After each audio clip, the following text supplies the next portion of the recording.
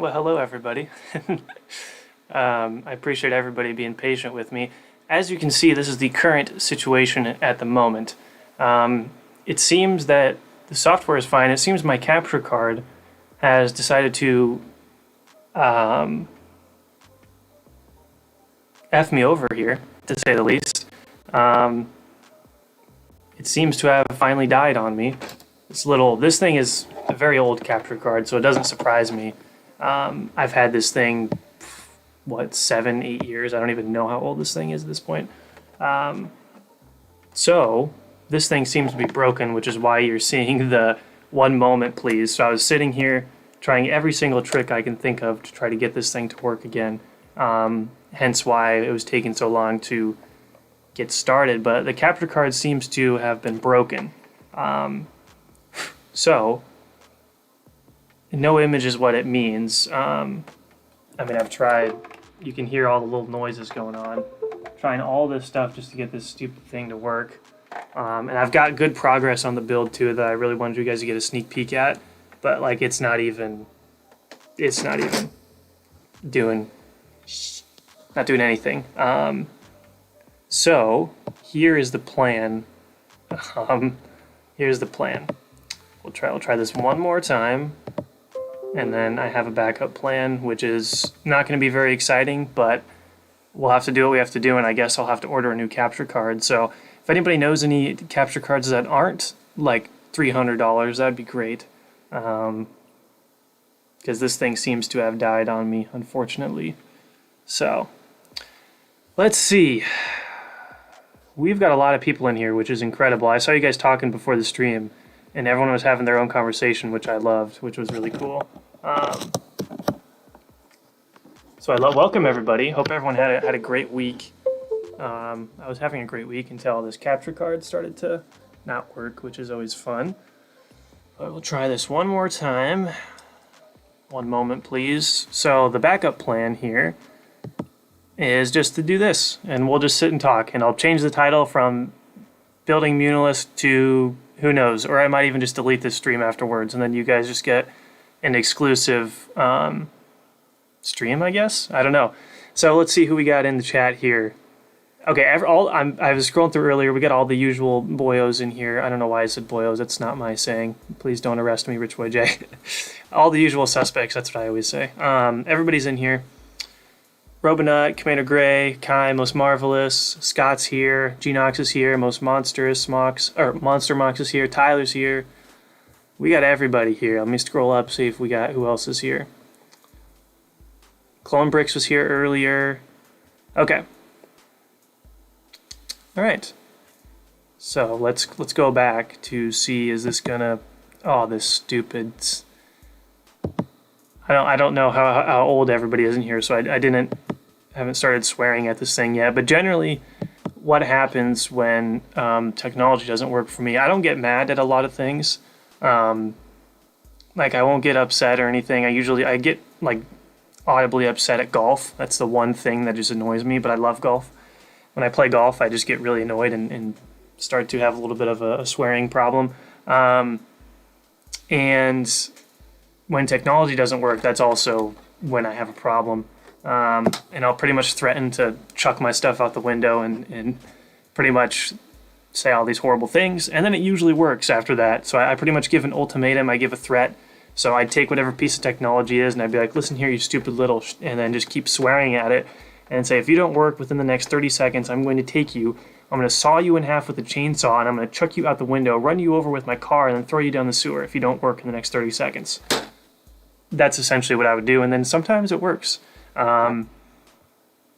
So we'll check in about 30 seconds, and if that doesn't work, then the capture card will be sorry. And his service will be honored, but if something is going to die on me, any sort of technology, I would hope it would be on the field of battle, not on the field of battle. All right, should we try it? Oh, this stupid piece. Oh, this. Gosh damn it. Gosh damn it. Okay. So. Okay. So I guess we'll just sit and talk. I could reposition myself so you actually have an interesting background, so I'm not sitting on like just with the white background. We could have the more interesting background if we want to. So turn the music up a little bit. But yeah, I mean, generally in these streams, I don't usually get much building done anyway in the streams, so it shouldn't really be that big of a problem. It's just you guys don't have anything cool to look at. So hope everyone's doing good. I did watch Bad Batch this morning. Actually, I watched Bad Batch. Usually, I watched at night, but this morning I had to watch. Oh gosh, yeah. Oh, people. Yeah, L. Scott Davis. Don't worry, man. It's only technology, but you do have a Darth Vader profile, so Darth Vader is more machine now than man. So maybe I would get upset with Vader, although that would probably end horribly for me. So that's probably not a good idea either. Ah, flashbang. Okay. Yeah, maybe this will just be an exclusive stream, I guess, which I'll just, whoever's in here can watch it, and then it just won't be a thing afterwards, I guess. Yeah. I guess everyone will just have to wait and see. Oh, I'm hearing noises. Did you guys hear that? Okay, no. I got excited for a second. Okay. So, yeah, we'll just start talking about whatever we want to talk about. Oh goodness. Technology fear, yes, fear my wrath. Technology. Okay, how we doing? Robonut, you can. Matt's. Oh, quiz. We could do some quizzes. Sure, man. I love quizzes. Better start digging the grave for the capture card. Yeah. Hat. Oh, we want to put stuff on the hat. Yeah, we can do that. We can put some stuff on the hat. This is an Elgato capture card. This is their very first capture card. I used to use it to record, this is how old this is, Black Ops 2 gameplay on this thing. I used to record Black Ops 2 gameplay on this card. That's how old this is. This is meant for video games, and I somehow got it to work with my camera, and it's not really supposed to work with cameras, I don't think. So I kind of pushed my luck on this. Black Ops 2 came out in like 2012, so this is like 9 years old, maybe longer. So I really pushed my limit on that capture card that's meant for gaming. Not even meant for like setting up cameras for streaming, but that's all right. Got good use out of it. Who wants to? You can put stuff in here for which minifigs you want on the hat or Lego sets. We've done a land speeder before. Monster Mix starting a new mock. I like it. What are you starting, my dude? Let's hear it if you can hear it. Going to Best Buy this weekend. Yeah, I gotta figure something out. I was just gonna build. So if you remember last Muunilinst mock update, I started on a new building, and essentially, I almost have the building finished except for a portion of the roof. I was gonna go ahead and finish this roof design and stuff for the video this weekend because I do want to have a mock update on Sunday. That's what I was going to do. So I guess we could, I could turn the webcam around and just show that. I just know the webcam's not the best quality, but I guess I could try that. There just won't be a face cam, which nobody needs to see my ugly face anyway, so could just do that. Next stream, destroying my capture card, yep. It's the meme from season 2 of Clone Wars with Pre Vizsla when he's walking with his Mandos, his Death Watch, and he looks down at the guy and says, "Failure," and just shoots him on the ground. That's what we'll recreate that. More than the dinosaurs. Oh goodness, 9 to 5 on a farm. Ooh my goodness, that sounds rough, dude. Hey Crystal Customs, what's up, man? We've been having some technical difficulties, so there's our technical difficulty screen. So we'll have to improvise. So we're improvising right here for an exclusive stream for the people who joined, and then I'll just delete this stream afterwards because I don't think anybody on the replay wants to watch me just sit here and do nothing. So we shall do that. I keep just plugging this thing back in, hoping that it's going to work.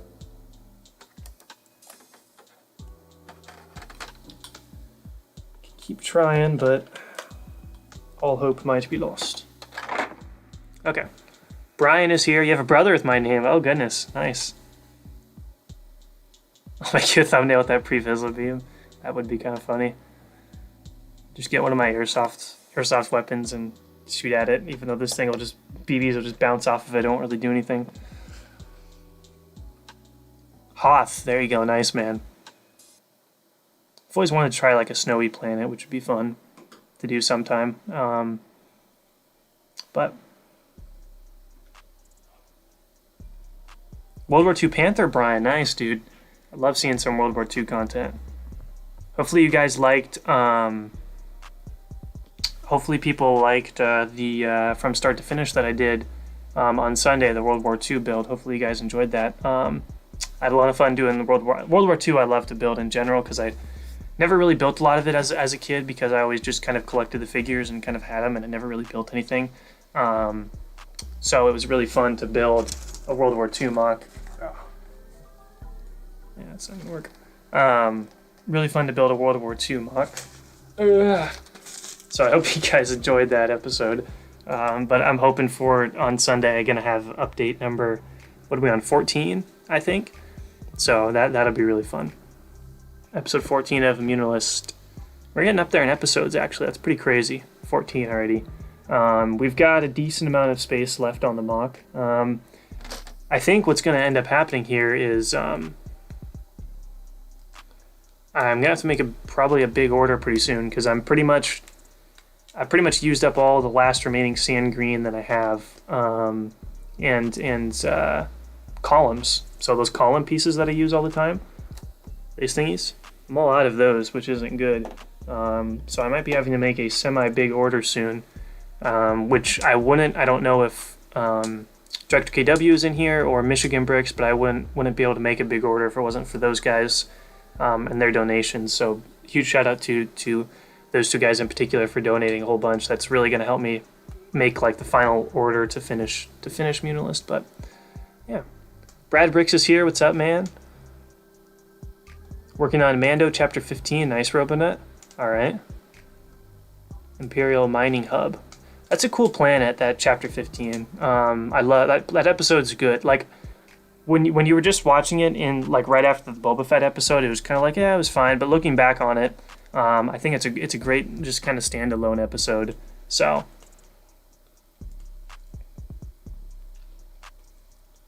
especially that scene between everybody and that poor shore trooper. I always felt, even when that episode came out, I felt so bad for that shore trooper who just sat there and he was trying to eat his lunch or his dinner or whatever, and then he just got blasted right away. So that was very sad for that trooper. But Stormtroopers on the hat tonight. We can do that. I had to eat it. Nice, man. Band of Brothers, G-Nox, that boy. Band of Brothers is great.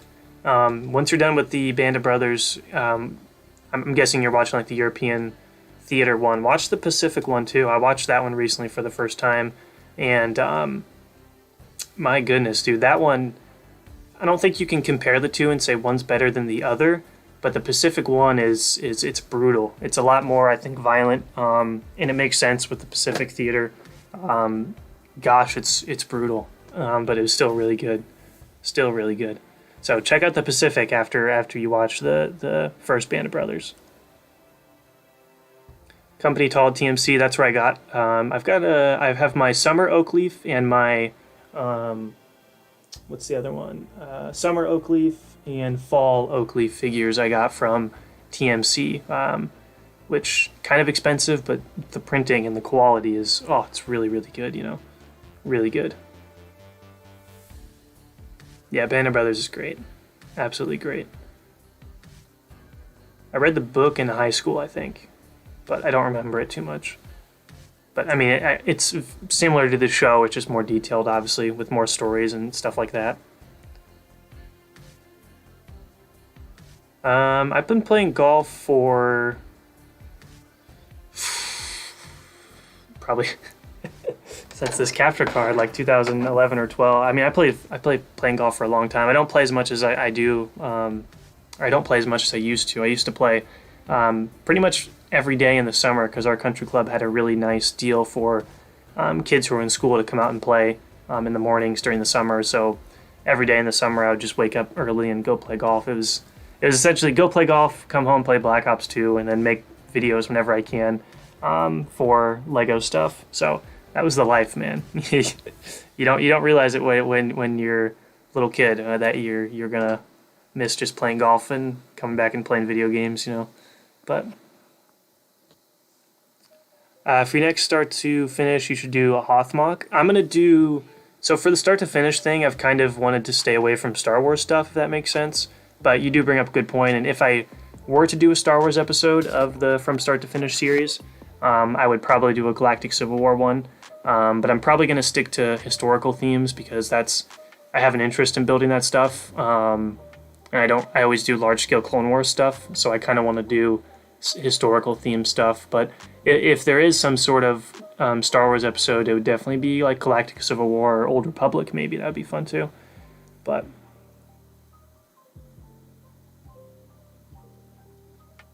and then D-Day, I probably want to do D-Day because I feel like a lot of people have done that, and the start to finish mocks that I make are pretty small, generally speaking, and people have done really big D-Days and they look awesome. So I don't know if I would do a D-Day because I feel like a lot of people have done that. I've been trying to find stuff that not as many people have done, if that makes sense. Just because, I don't know.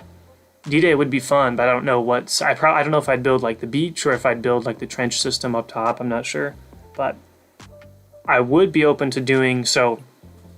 If you're watching Band of Brothers, I don't know what episode you're on, but there's a scene in one of the episodes where their objective is to take out a bunch of Flak 88 guns, and they go from trench to trench and take out the Flak guns. It's one of my favorite scenes in Band of Brothers. So I would, if I were to build something from kind of D-Day inspired, I'd probably build that with the airborne troops attacking the Flak 88s through the trenches.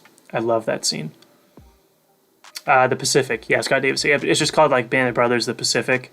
I'm pretty sure it's on HBO too, or HBO Max. So it's also really good though, man.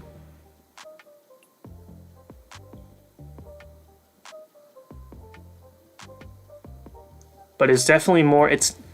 When I say you can't compare the two of them, like Pacific and Band of Brothers, is the Pacific is it's structured it's structured differently than the Band of Brothers. For the Pacific, you kind of follow multiple different kind of people, so different companies and platoons. You kind of jump back and forth with different people, and it's not really like Band of Brothers in terms of like how they follow the characters. It's a little different. And I would say it's not really as much action, I guess. But in terms of emotional stuff, the Pacific was just like it was hard to watch. I don't find like stuff's not. And hard to watch is the right thing. It's just like you have to sit there and just kind of because the Pacific theater is very just like brutal, just the way that was fought and the environment that it was fought into. They cover a lot of just like fighting in that jungle and just the horribleness of that. But yeah, it's pretty crazy. Oh, Kai, you got to do that again tomorrow. Dang, man, that's hard. That's gotta be hard work though, man. Make sure you get your rest and make sure you're drinking water and eating good because that's a lot of work, man. Yep, hey, C Bacon, what's up, man? We've been having some problems, as you can see. So we're doing an exclusive stream where I'm just gonna sit here and talk. Yeah, Robin, the thing I found most fun about it is like, I don't know, just it's something small and you kind of can just work on it whenever, and then it's not a huge time commitment because you just build it and you're done with it. Because like the big mocks, take 6 months, 8 months, a year. So it's nice to do something small and build it and then just move on to the next thing.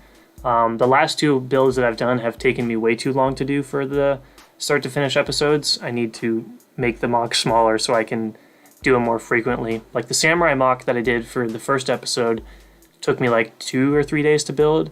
The Pacific one took me like 2 weeks to build, and then this most recent one also took me 2 weeks to build, and I can't be taking that long for those episodes. So I'm probably gonna have to shrink the sizes of the builds for a while. But yeah, second clone bricks is the second episode. Yeah, that's why I'm trying to remember when it was, but it's such a great scene. I would think about building that someday because it's really cool. Trying to unyellow parts for Brick Vaults V19. That sounds horrendous. I don't even know, how do you unyellow parts? How do you do that? I don't even know how you do that, man.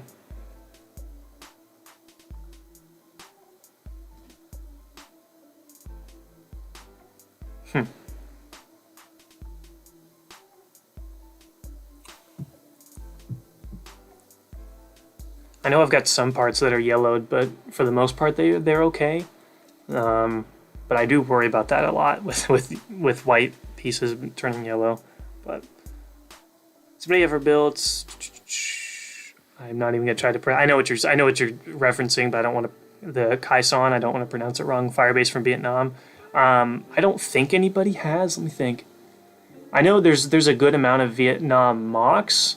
I'm trying to remember if I've seen anybody build that base before. I don't think so. I don't think so. But the Vietnam mocks I do find cool too when people build those. My first year at Brick World, I was displayed next to somebody who built. His name was Dean. He was a super nice guy. He built the memorial, like the Vietnam Wall that you see in Washington D.C. He built that out of Lego. It was incredible. So, and then his son Lee, he's changed his name a few times on Instagram, but Lee, he's been around the community for a while. That was his dad, and they were both super nice. That was the first time I met both of them. But he built the memorial wall that you see in DC, and it was really good. The rescue mission, boys. It's all right. My ineptitude caused the failure in the first place, I guess. So, Discord, I don't think, no. I have a Discord, yes, I do. I don't have like my own server or anything like that, but I do have Discord, yeah. Because I'm in a few Discord servers with friends, and then like 1 or 2 Lego ones as well. But I feel like a small series would be good practice for Vin Week.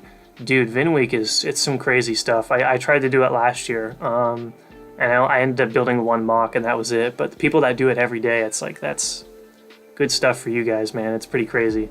I congratulate all you guys that are able to do that for Vin Week, because that's hard work. Last year, there was the theme was like space for one of the days, so I built a scene from the 2001 A Space Odyssey from Stanley Kubrick. It's on Instagram somewhere. I never posted it on YouTube, but that took me, that was stressful just trying to get it done in a day. I can't imagine trying to do that every day. Oh, really? That's it? Sea bacon? Interesting. And then you have to just let it sit there and wait for a while. And then how effective is that? I'm curious. Like when it's all said and done, how good does it look? For the white. Does the brick look as good as new, or does it still have a little bit of yellow stuff on it? Do you think that scene from the second episode could be your next start to finish? Probably not the next one, because I want to do a snow kind of build, and I want to do something from 1812. So I've got some blue soldiers that work as French, and I've got some dark green that kind of work as the Russian soldiers. So I want to build something from 1812. But perhaps after that, I really do want to build that scene, because I've always said, pointed that scene out as that would be a great scene to build in Lego for that Band of Brothers one. 88 gun was first used as AA, but then 88 guns was anti-tank. Yeah, I know later on they started to switch them to anti-tank as well, because those things are crazy, man. I've always loved the design of those. I found them so interesting.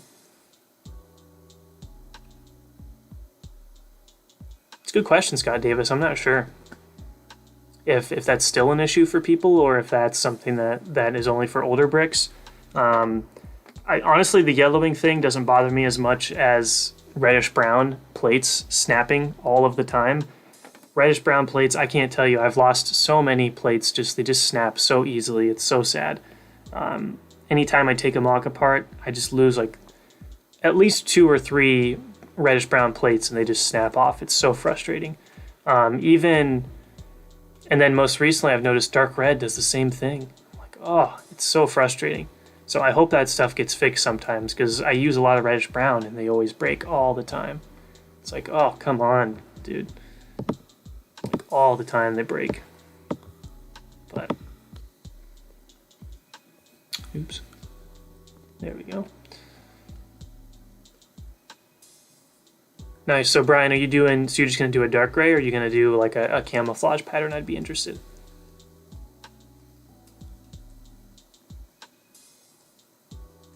Yeah, Robin, I saw you participated in that, and I was like, that's just hats off to you, man, because that's like that's crazy stuff, dude.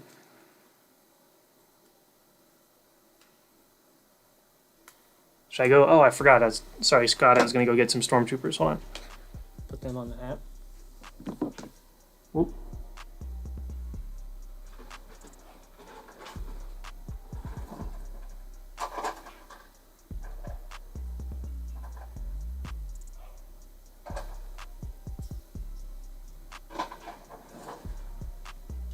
All right, let me grab this right here. Got a few guys here to put on the hat. I have an interesting idea. All right, let's do. I'm gonna put officer on here, Imperial officer on here. Scott Davis, this is for you, my dude. Got some Death Troopers going on as well. And let's get our Stormtroopers going too. It's probably going to be hard to see these Death Troopers now that I think about it. All right. Here we go. We got our Imperials going on here. How well can you even see that? Got our Imperial officer. He's got a straight arm from Crazy Bricks. We've got some Death Troopers and Stormtroopers. So we'll see how long. If those stay on there, they should. But all right, let's see. Where were we? Minbon mock? Don't want any casualties. Yeah, that'd be tough. You just have to be, I've learned, you just have to be so very careful when you're taking apart the reddish brown, because it's bad. It's really bad. So, really got to be careful when taking them apart. Oh, you are, Brian? You should, once you get it done, like tag me in it or send me a message of it. That'd be kind of cool. I'd like to see it, the Panther. I love, the German tanks are like my favorite. I love those. Most of the red broke, yeah. Get this. Favorite start to finish? Probably the Pacific one. I think that's the best one so far in terms of build quality. The Pacific Theater one for the start to finish series. I think I had the most fun building that one. I think that one looks the best. I was going to do a cinematic with it, but then the actual from start to finish video like did incredibly well. I wasn't expecting it to do very well, but now it's at like 1,100 views for that Pacific from start to finish mock. And I was like, wow, if I put out a cinematic, it's not going to get close to that amount of views. So I just didn't do a cinematic and just kind of let the video be by itself. But I was really happy that a lot of people seemed to like that build. So that was awesome. Key for completing Fin Week is knowing that some of your buildings will suck, but in the end, you got to get it done. Yeah.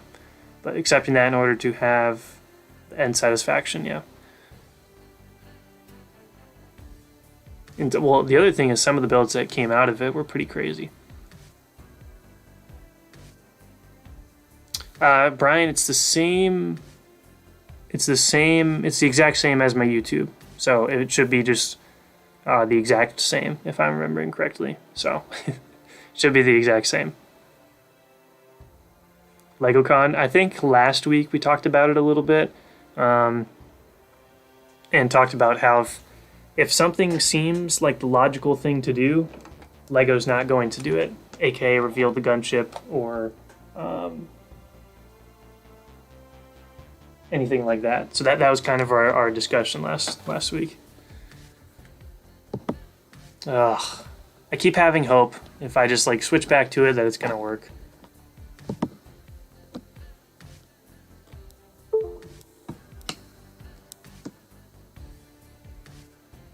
I didn't even watch it because I knew it was going to be bad. Like, I knew they weren't going to show the gunship, so I just didn't watch it. So.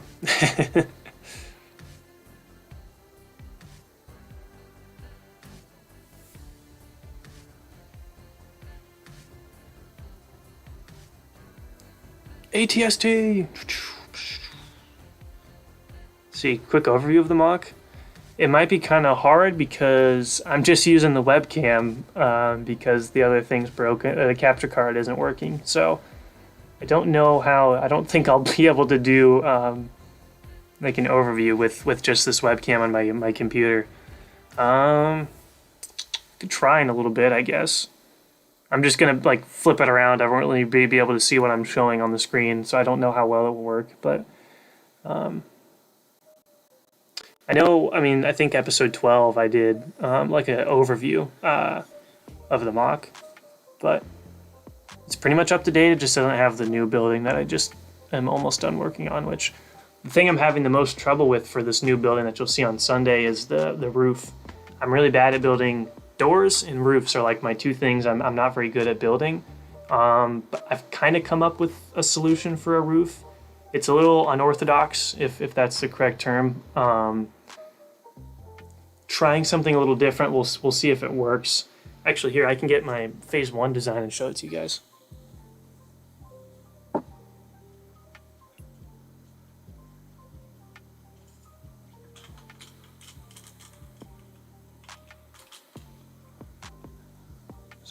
Show you guys this phase 1. I ended up tossing this idea out and went with a different design, but I guess I could show you guys this. You'll see it in the video on Sunday, but let's see. What do we got?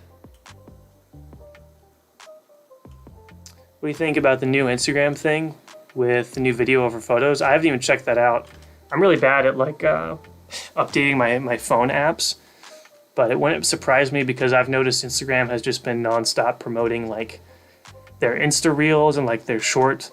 Literally when people just take their TikToks and put them on Instagram, that's what Instagram seems to be promoting. So I wouldn't be, oh yeah, Scott Davis says it right there, yep. Becoming the new TikTok, that's what it seems. So this was one roof design that I came up with. It's kind of torn apart now, but this was the first one. It's just using lots of these different big, kind of the big slope pieces lined up on the side, and then on top is like kind of a sand green. They're angled, and on the sand green is kind of on top like this. So it's not in the traditional sense where you'd take a slope and you'd like attach it like this. I didn't want to do that because I want to do something different. So instead of actually attaching to it, it kind of just sits like this, if that makes sense. So it doesn't actually attach to it, it just sits on it. Which is why you get this kind of cool angle up top where it looks like they're just kind of like touching each other.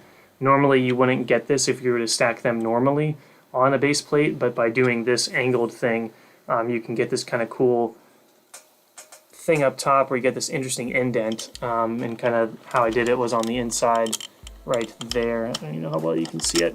There's a bunch of hinge pieces connecting each other in interesting ways. Let me see if I can. Isn't this wonderful? Not having the camera working. This is just great, isn't it? But you can see in there's a bunch of kind of these weird, interesting hinge pieces that I connect to each side to give it that interesting angle, so it holds together. Because otherwise, it just kept falling apart. So this was phase 1, but this was too big. There you go. That encapsulates the night right there. This design was, I think, too big. I didn't want to have it this tall, so I ended up shortening the design and angled it even more, if that makes sense. So I did some things to change up the design, and hopefully it ends up looking good. But we shall see on Sunday. I still have to finish the video, so still got to finish it. That's what I'll be doing later tonight. Let's see. LegoCon in summary was 2 hours. Never could get back. That's why I didn't watch it. I was like, yeah, I already know what's gonna happen. I know what's going on here. I was like, yeah, no, not gonna happen. Didn't waste my time. I keep hearing these noises, and I'm like, is it working?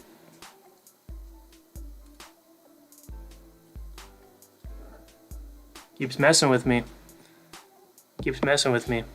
Anyway, if they did show it, you'd see pictures. Yeah. Any vague idea of what will come after Muunilinst? So I've talked about, since this will be kind of a exclusive stream for people who happen to catch the stream.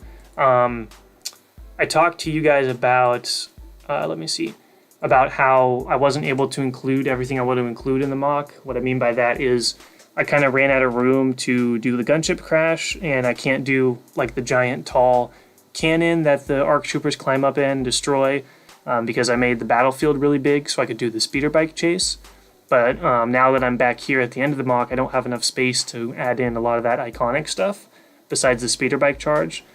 So I mentioned with you guys a few streams ago, maybe a month ago now actually, but essentially the idea of once this thing is finished, I really wanted to bring this to Brickworld, but that got canceled this year, so I can't do that. And I think it would be a shame if Muunilinst never made it to Brickworld, because I've never seen a Muunilinst at like any conventions really, like a large scale one. So what I was considering was, once I finish with this Muunilinst, is essentially doing a Muunilinst 2.0, if that makes sense. So what I would do was clear off the entire table, make it the same size as what I have now for Muunilinst, clear off the whole table, but the next version would be just entirely the city. There would be no battlefield, there wouldn't be the trenches, there wouldn't be anything like that, it would just be the entire city. And by doing that, I can have the first third of the mock be the gunship crash and do it like like an actual gunship crash and do it justice and have it pretty big, with all the buildings surrounding it, actually have the gunship crash. And the middle would have a bunch of buildings, and then the back third of the mock would be the giant, and I mean giant tower, that they climb up to the top and blow up the cannon. So theoretically, I would build that like massive, super tall building, and then surrounding that tower would be a bunch of more Muunilinst buildings. So that's the Muunilinst 2.0 idea that I was kind of throwing around. I haven't decided on that yet, because who knows, by the time I get done with this version, I might be like, yeah, I don't want to do Muunilinst again. But I really felt like I'm missing out on some of the more iconic things of Muunilinst, like the gunship crash. And I also am really sad that this can't go to a convention. So for those reasons, if I did a 2.0, I'd be able to bring that to Chicago next year. So that was something I was considering. I haven't decided on that yet, but that was just something I was thinking about, because I really want to bring this to a convention.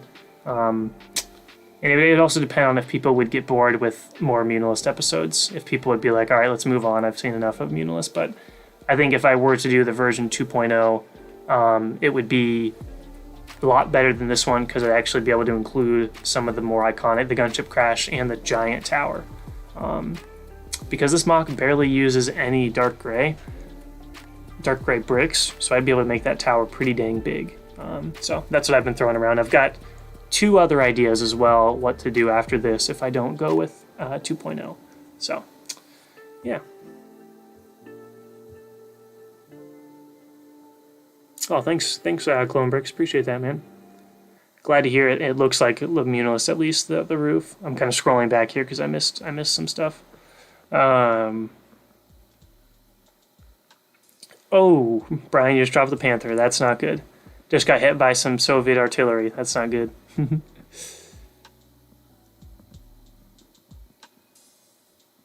Alright, we're just going to catch back up. Not the Panther. That sucks, dude. Dang. Yeah, Dirge's canon. Yep. He was in the Dr. Aphra comic. I didn't pick it up. I don't read a lot of the Star Wars comics much. I've read some of them, and I used to keep up with them, but I don't really as much anymore. But yeah, it's cool to see him in canon. It's so nice to see them bring in some Legends characters like that. So.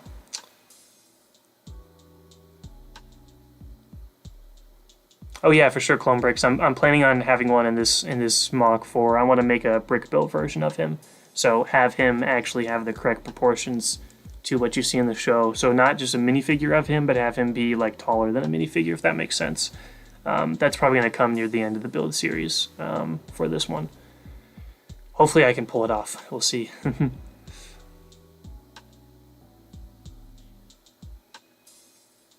So. Tuscan, what's up, man? So what's essentially going on here is my capture card broke. So we have nothing to look at except for myself. So this is just a sit down and talk with you guys, and this will probably just be an exclusive stream just for you guys, because I don't think I'll keep this up, because I don't really want to have something on here that's not, or something on the channel where I'm not really building anything. It's not really much of a building stream, so I just Didn't want to just cancel the stream because honestly I enjoy talking to you guys more than I do working on the build for Livestream, so I thought I'd just keep going. But welcome, my friend. We've got some stuff on top of the hat, some Death Troopers and Stormtroopers and Imperial Officer as well. So yeah, Dirge doesn't die. Dirge never dies, man. You'll never be able to kill him off. It's pretty much feels like it's impossible. Even after he explodes from the inside, in 03, they kind of do a close up on some of his stuff, and you're like, is he gonna come back? He's gonna come back, you know. So, but yeah, that's the other thing. C Bacon, his comics have gotten very expensive. Like, what, the first issue is $4, I think, or $5, and the subsequent ones are like $4. It's pretty crazy. My freshman year of college, I got really into, my friend and I really got into comics, and we'd go every week and get new comics. And I've still got the collection, and I still love comics. I just don't get them as much because they just kind of rack up in price. And you're like, oh, I'll just get one or two. But then if you're getting the same run every week, it starts to add up pretty quick. So, and you never can leave the comic store with just one comic book, right?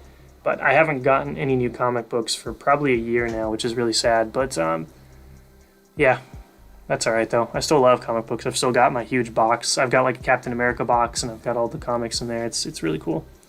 But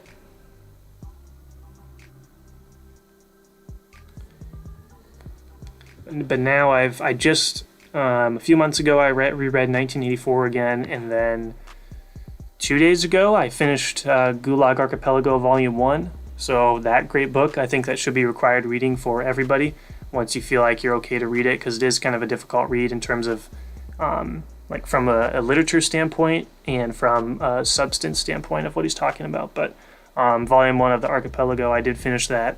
It was amazing. Gonna take a break. I'm gonna read Shogun by James Cavell. That's my next book that I'm gonna read.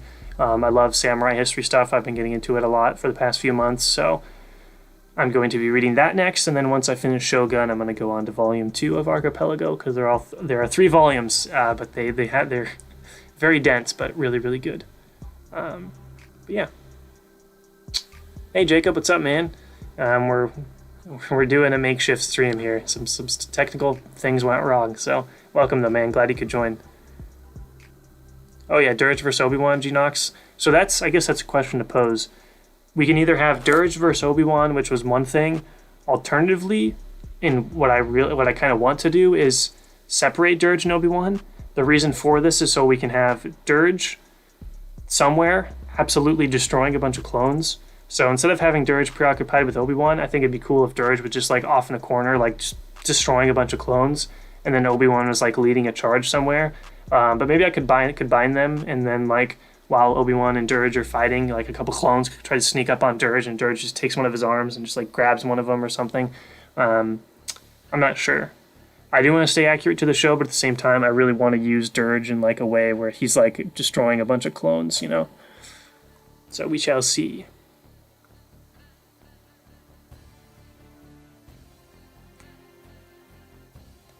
Yeah, is everyone caught up with Bad Batch? Don't know, we shall see.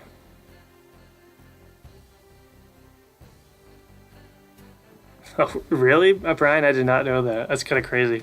Send him into a star to kill him. Huh. That's the only way to take out Dirge, you know? You want to see Utapau? No, I mean, I think Coconut did that one well enough for everybody, you know? Although I do love the 212th. Yeah, I'm with you, Monster. It's just too expensive for the Star Wars comics. For a while, I was subscribed to the, what's it called? The Marvel, was it Marvel Unlimited? What was it called? It was like an app where they had all of their catalogs on there. So for a while, my buddy and I were subscribed to that, and you could find all the older Star Wars comics on there. So I read the Darth Vader one, not the newest one, but the Charles Soule one, where it takes like place right after Revenge of the Sith. And there's one where he like invades Mon Cala to find some Jedi and Padawans. That was a really cool run as well. But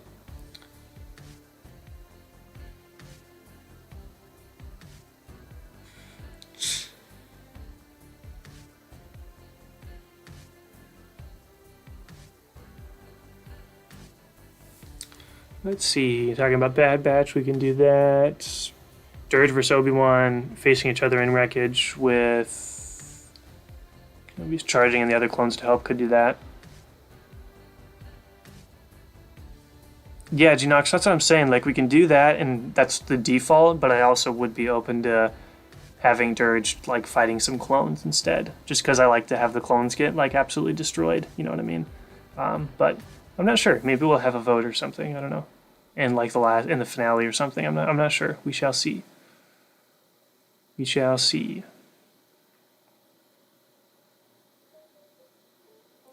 So, yeah, the latest episode was really good. I loved seeing the Separatist planet. Again, last time we saw it was Heroes on Both Sides in Clone Wars, I think, with Lux Bonteri and Ahsoka when they first met each other. So I loved seeing that. I loved seeing the Separatists.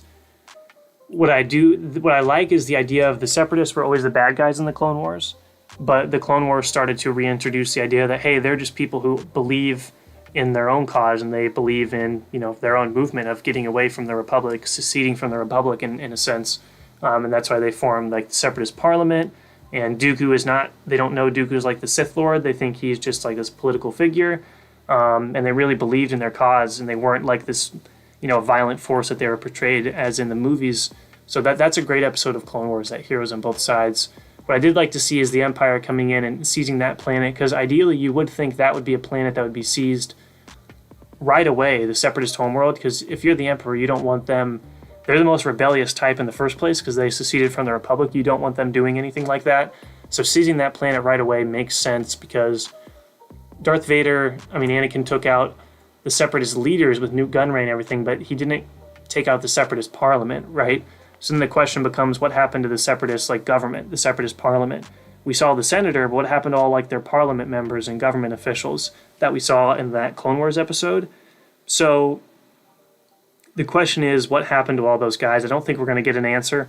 What I would have liked to see is, would have been pretty dark, but if, the clones or the Empire went in there and then maybe they imprisoned all of the Separatist Parliament or something, took them to a camp, or they, did something to get rid of them, because you don't want those guys.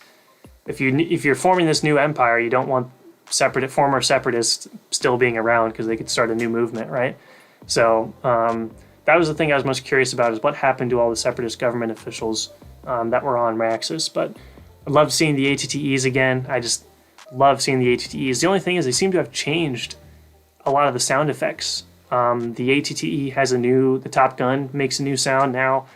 The Clone Trooper voices, I don't know what they're doing, but they sound different. They're doing something with either muffling them or something with their voices coming out of the helmet that seems to make them sound different, a little more menacing, a little more unrecognizable as the clones we used to love. I don't know if that was intentional or not. But I did miss that, hearing the clones. Hey, no problem, Monster Bricks. See you later, man. Thanks for talking in the chat, and thanks for joining and working through these technical difficulties, man. I hope you have a good rest of your weekend, and of course, may the force be with you, my friend. And then I think everything else was it was fine, just them. It was just a basic action episode of them going through and saving the Senator. I was really hoping to see Lux Bonteri. I think that would have been a cool way to tie everything back in together. Maybe we'll see him later on in the series. I would have really liked to see him and see Lux get involved with kind of the early stages of the rebellion. So that was the only thing I felt was odd, was not seeing Lux Bonteri there. But otherwise, a great episode. I want to get back to... I want more Camino stuff, you know what I mean? I don't want to... I hope next episode is not another mission episode. I want Camino. I want to get into the Clone Uprising. I want to get more to Crosshair. I kind of want to get rid of this mission-to-mission thing, even though this episode was really cool and probably the best mission that they've gone on so far in terms of mission-to-mission episodes, but I kind of want to get back to the Camino stuff, But yeah, that was it. I'm still upset that all the clones are playing clones now. I understand why they're doing it, because, hey, it's they look like stormtroopers now, but it's we're so close after Revenge of the Sith. We would still have clone battalions and legions. Why are we not seeing them? The Seleucami thing made me really, such a stupid thing to get upset about, but that made me kind of upset. Was when they go to Seleucami, a few days after Revenge of the Sith, and the 91st is just gone. It's just plain troops. It's like, you know how cool and easy? You already have the models from Clone Wars. Yeah, they're probably in some files, because we last saw them in, like, what, Season 5 with Adigalia, like some of the recon troops. Just bring those files back, you know? Let's see the 91st instead of the plain troops. But it seems like they're committed to just showing plain troopers from here on out, which is fine. But overall, pretty good episode. You guys are saying in here the first episode is that one was by far the best, and in my opinion, nothing has really lived up to it since. I guess I also just mentioned they finally gave Echo some stuff to do in this episode, and maybe they watched. I guess that would have been impossible, but I'm glad. I'll just say I'm glad that they started to do some stuff with Echo now. Finally, you know, him being more resentful to helping a separatist, and then his line at the end, of course, live to fight another day. Hardcase's line from Plan of Descent, live to fight another day, boys. Live to fight another day. So I don't know if that was like a saying in the 501st. I kind of like that idea, because Echo, I don't think ever... He wasn't there for that episode, but maybe he met Hardcase. Theoretically, Echo and Hardcase might have known each other, because we saw Hardcase in Season 2. Echo was still around in Season 2, so theoretically they would have met each other at some point. So I do like that. Being kind of a callback of live another day, live to fight another day, boys, live to fight another day.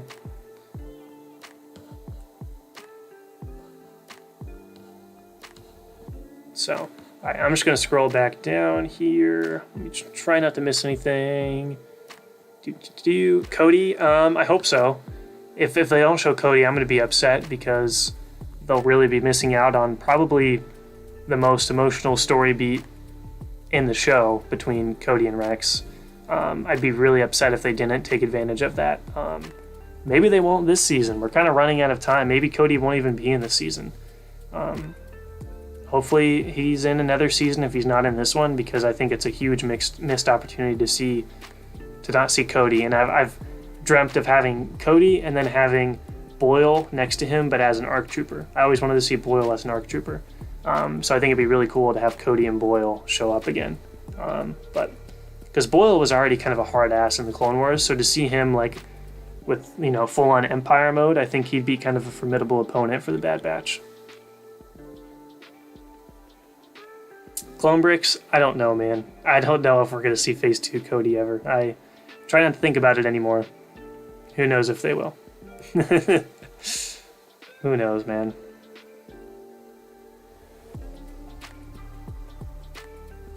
Yeah, Genox, maybe you're right. That's what I was like in my head. I was like, are they going to show the clones just like walk in there and then just kill all of them like they did for that one episode with Crosshair and his squad when they took out those civilians on Onderon? It's like, that's what's going to happen to the Separatist Parliament?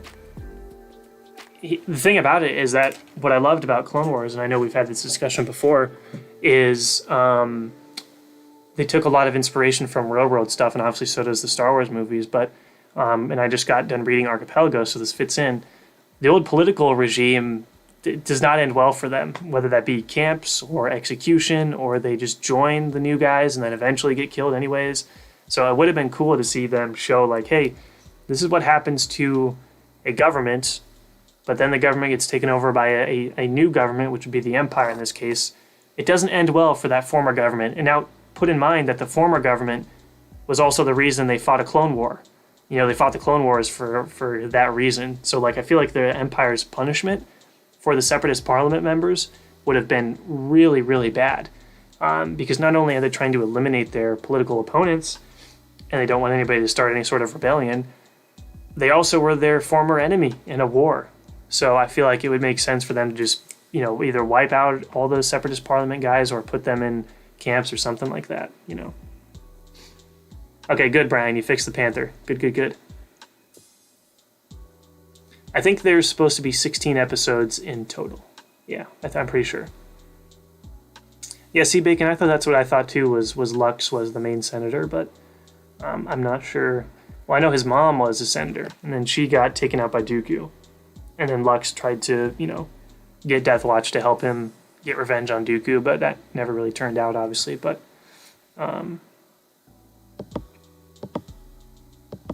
I thought Lux would be the perfect, like, you're showing Raxus, his mom's very tied into the whole Separatist movement. I feel like it just would have made sense to have him there, but maybe we'll see him later on down the road. Yeah, see Bacon, Commander Neo, and the Droid Arc. Like, they already have the models. You might as well use them, especially on Seleucami when we know they're there. We saw them in Episode 3. Don't get lazy on us and just do the plain clone troopers, right? But I do gotta say, Raxus looks incredibly beautiful. I loved, like, all the buildings were, like, very European, like, cathedral style and, like, ancient, like, kind of, like, churches that you would see in Europe, in Western Europe, and, like, the Renaissance era, and even farther back than that. So I really love the building architecture of Raxus, and the trees were beautiful.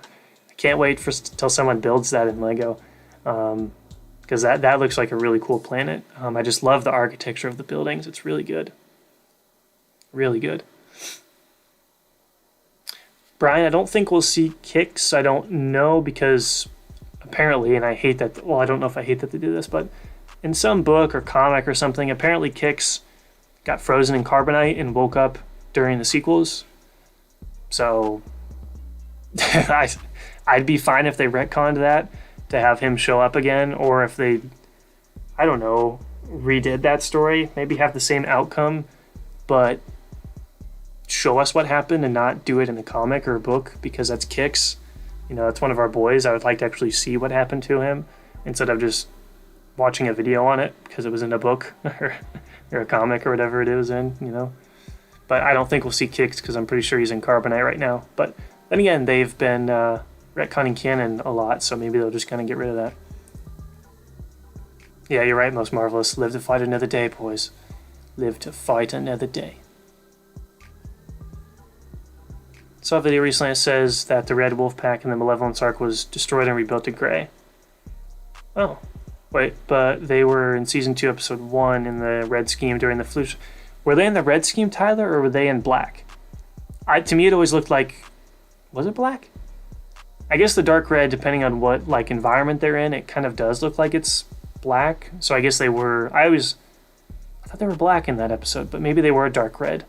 But yeah, it's weird how they went from the dark red and then to the gray and then like the blue. They kind of went through all these different color changes, which is interesting.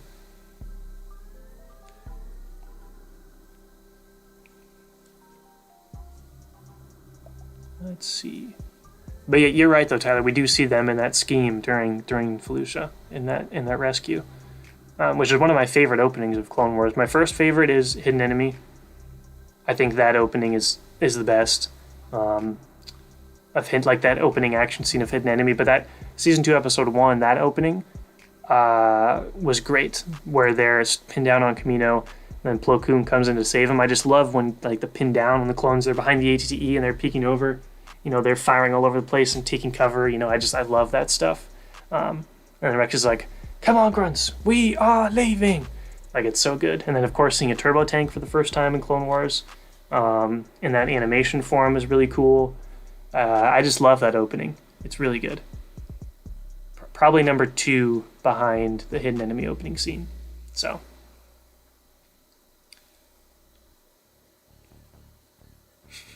I know, Clone Breaks. It's kind of funny that they haven't made a lot of these characters. Which is why I know they're not going to do a CMF series anytime soon, but if they did do a CMF series, they'd probably do it off the Star Wars saga. But it would be cool if they had a CMF line of just clone troopers. I don't think they would ever do that. But can you imagine if they had collectible minifigures of just clone troopers? Do you know how much of a hit that would be? It would be insane. They would make so much money, they wouldn't even know what to do with it. If they did a collectible minifig series of just clone troopers. It would also be cool if they went by season. So like Season 1, Season 2, Season 3, Season 4, Season 5. Like, that'd be cool if they went... Each lineup would be a season. So Season 1, you can have, Sinker and Boost from the first episode. You could have Waxer and Boyle, and you could have Rex, Echo, Heavy. In 5s, you also can have Denal. I think that'd be such a cool one. And then after Season 1, you can have Commander Pons, which is, he's one of my favorite clones. And then you could move on to, Season 2, and you could go, like, it'd be so cool if they did something like that. They won't. But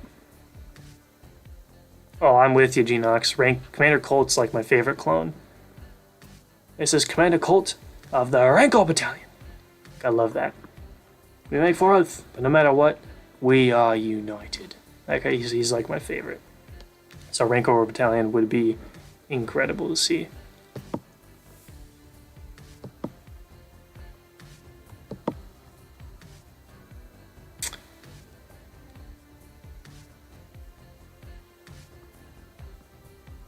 Hey, K-Animations, what's up, man? Welcome back. Yeah, Raxus and Onderon do have nice architecture. I saw a bunch of thumbnails before I watched the actual episode, and I thought they were going back to Onderon. So like, oh, they're gonna go back to Onderon? Because I saw a thumbnail of like the senator from this episode, and I immediately thought he looked the exact same as the general from the Onderon arc. So there's like the military general of Onderon, where he ends up fighting with the Saw Gerrera and his boys in Stila. He looks exactly like the senator in this episode. So I saw a thumbnail and I was like, oh, they're going back to Onderon. That's the general from the Onderon arc. But I was wrong. But they look very similar. But Wolfpack was red because it represents blood on the fur and a kill after they lost almost all their members because of the Dreadnought. They picked gray. Oh, okay. Yeah, the Malevolence when they lost all their boys. I mean, his whole fleet, like they all got wiped out. It's pretty crazy. Blood on the fur. Okay, I gotcha. That's really cool. ETT or Turbo Tank. I love both in universe, so in Lego form, or not in Lego form, in Star Wars, ATTEs, but in Lego form, I love the Turbo Tank. My favorite set is probably the Turbo Tank, the Clone Wars version. But ATTEs to me are also, I don't know. I just love that clones are taking cover behind them and peeking out, and I love like the opening of Liberty on Ryloth when they're shooting across from the AATs with Mace Windu and Commander Pons, and they're like running in between the tanks, and the tanks are getting shot, falling through. Like I just love all that stuff. So Lego just doesn't understand they make killing selling clone CMF. Commando Battle Pack, yeah. It's just kind of weird. I think they have this perception that most of their fan base is like original trilogy fans, which I guarantee you they sell a lot of X-Wings and TIE Fighters. That's why they keep doing them. But I feel like the 501st Battle Pack makes its case for its own, showing you how popular these sets are for Clone Wars. So, but can you imagine? I just thought of this idea just now, where I was like, imagine if they went season by season, did a collectible minifigure series of just the clone troopers for each season. Oh, it would be so cool. And then we get to season 6 and have Commander Doom and his guys. Season 7, we'd have, I guess they already did a 332nd Trooper. Captain Vaughn, maybe they'd have Captain Vaughn, and they'd have the new 91st Troopers that with Mace Windu that we see in the Anaxis episodes with the Bad Batch episodes. Like, it'd be so cool, man. I'm just thinking, like, oh, it'd be so cool. Even Commander Phil's guys from Season 1, I love those. Trespass episode with the Snow Troopers, like Captain Rex and his Snow Troopers. You would include that in there too for the Season 1 line. Oh man, that'd be so cool. Green Company would 100% be in there for Season 1. Green Company, prepare to repel the enemy. Oh, that'd be great.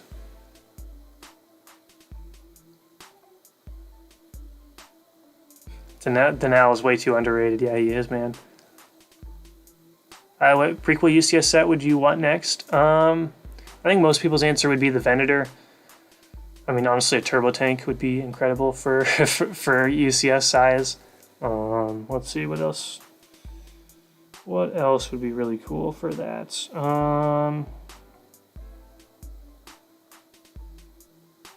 I love the Separatist frigates. I think those are really cool. But I think a turbo tank in UCS would be really cool, and probably include an ATRT with it. It'd be cool if they did an ATRT and a turbo tank, and then a bunch of 41st Scout Troopers. I think that'd be great, and Wookiees, of course.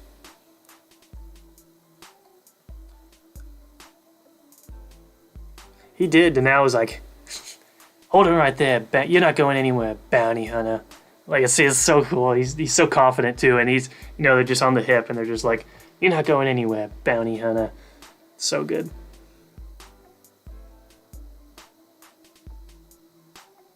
Cody will come in the ARC 170 remake. Oh goodness. Star Wars Story did the Rancor Battalion. Nice. That's cool. Yeah, I love when people do stuff like that with what you're talking about, make up backstories for stuff that we haven't seen before. That's so cool. Arc 170 with Cody. That it would be like, of all the things you could include Cody with, you do an Arc 170.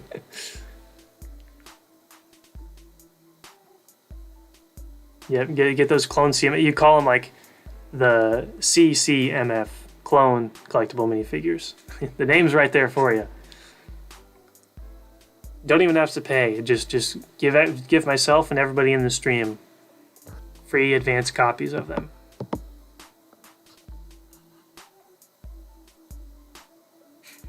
Yep, Arc Trooper Jesse would be in the collectible for Season 7 too.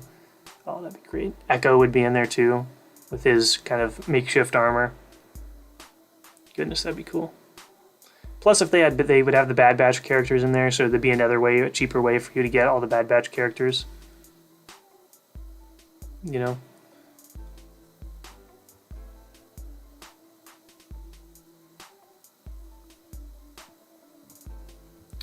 Lego won't do a clone CMF because it makes sense. Yeah, pretty much. Oh yeah, Cody should have came in the Grievous Starfighter. People would have actually bought the set if it had Cody. So. Oh, of course, K-Animations. Of course, man. Of course, my dude. Always in the chat all the time on the streams, for sure, man. It's Lego, they don't make sense. Yeah, you're right. Hey, no problem, G-Nox. You gotta send me some stuff or I gotta check it out, because Rancor Battalion's so cool. Just the name alone, you know, Rancor Battalion. It's like, oh, it sounds so awesome.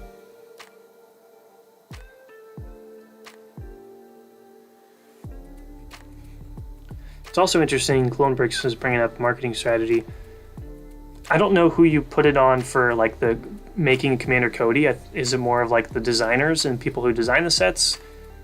But at the same time, the marketing people, or whoever their product team is, should know that, hey, Cody would be a popular figure, we should put him in a set. It really is baffling. This is why I try not to think about it very much, because you sit there and you're just like, how can you not make a minifigure that is the most demanded minifigure? There is no logical explanation to why you would not do that. There really isn't, because if you put that Cody in a set, there's 100%, or 99.9% that set is going to sell more copies because of that Commander Cody. So for something like Grievous the Starfighter, when no one wants to buy that crap because it's $80, okay, it's a good looking set and I would love to get it if it was $50. $80 is the most absurd price for that ship I've ever heard of in my life. If you put Cody in there, people are going to buy that set because of Cody. So it doesn't make any sense to me that they won't do this stuff. They did, like the 501st Battle Pack, they did that. And they made a bunch of money from it, so why wouldn't you put Cody in there? A minifigure is a lot easier to do than a whole 501st set. You know, it just doesn't, I don't know. Wait, he does, Tyler? I always thought he said, whatever group, take ATTE 327, whatever the numbers is. Maybe, does he say ATAT? That's bad if that's true. Yikes. Architecture in Bad Batch, it's way more intricate, and their animation is a lot better, and you're just seeing the progression of their animation. And I've heard I'm really into filmmaking and stuff and cinematography, so I've been watching and paying attention to some of the tweets from the head cinematographer from the show. He really talks about how much he's been able to focus on lighting and depth of field and really making the shots look really good. Because if you notice in Clone Wars, a lot of the time there's depth of field, which is pretty much stuff that's out of focus. So you'll see on the picture on screen, we've got our clone troopers in focus, and then there's some out of focus in the background, but not too much. You'll notice in the Clone Wars in the early seasons, and even all the way up until season 7, usually everything's in focus. There's no stuff that's really technically out of focus that much. But now in the show, in Bad Batch in season 7 as well, they've added in stuff that's in focus and out of focus, and it makes it feel more cinematic, because you see it in movies a lot of time where you'll have your character and then the background will be really, really out of focus or blurry. So they're able to do that with season 7 and Bad Batch, which makes it seem a little more cinematic, and it gives it a good artistic feel. So the lighting and the animation and cinematography on Bad Batch has been, it's been beautiful. It's been great. feel like fans overreact when Lego says Boba Fett's ship, just say Slave 1. Hold on, the chat just jumped. Oh, I see what you're saying, though, Marvelous. I'm trying to find your comment. Sorry, the chat just jumped. 5-Horse Battle Pack, just use, and for the turret tank, for the AT-ATs, just put overscale to shorten the gun.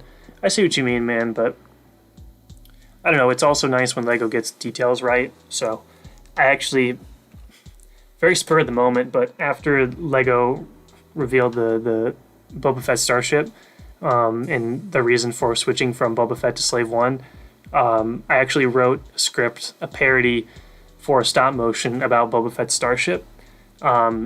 So if I get that set, I might actually do this stop motion parody, kind of about Boba Fett's Slave 1 being changed to Boba Fett's starship.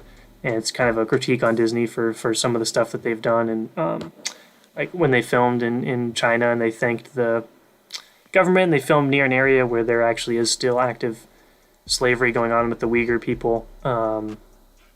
So it's a little bit of a critique on that as well, but I kind of made this parody comedy script, but we'll see if I end up doing it or not. I thought it was pretty funny, but I know it's not Lego's fault, it's Disney, so the parody isn't targeted at Lego, it's targeted at Disney, but there is a joke in there about how the ships have been downscaling, about all the ships that Lego has done recently have just been downsized a lot. Yeah, exactly, C-Bacon. New molds for all those clones would be nice, too. Lego doesn't like their fans. I mean, I don't know if I think they don't see them as fans. They see them as a consumer, which that's how you should look at things when you have a business. But in my opinion, you have a better business when you actually see your consumers as actual people and not numbers. Because you make your fans or consumers happy, they're going to buy more of your product. So... does Lego even know who Cody is? Probably not. You probably ask a couple of those people whoever's in charge of like their product teams, or be like, hey, so we want you to have this character. They're like, who's that? Is he from Star Trek? Who's Cody? Is that a Star Trek character? It's like somebody on Earth. That's like an Earth name. Is he from Star Trek? Is he from Star Trek? No. I wouldn't be surprised if you interview some product team or whoever makes these decisions, and they're like, yeah, Cody, I don't think it'd make sense if we put Cody in Star Wars because, he's from Star Trek. So I don't know why you're asking me that question, dude. Can you imagine if that happened? If somebody happened to get an interview with not a designer, but somebody from, like, whoever decides what products they're going to make, and it was like, so, is there any particular reason why we haven't seen a Phase 2 Commander Cody yet?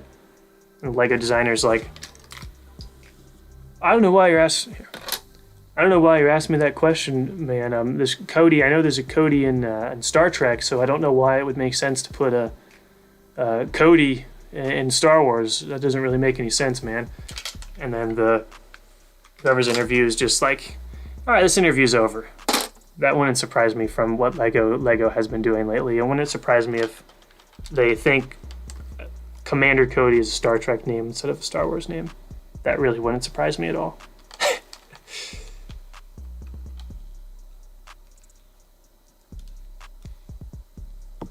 Kai Animations, you want a shout out, man? Well, here's a shout out to Kai Animations. He's always in here and commenting in the chat, so shout out to you, my dude.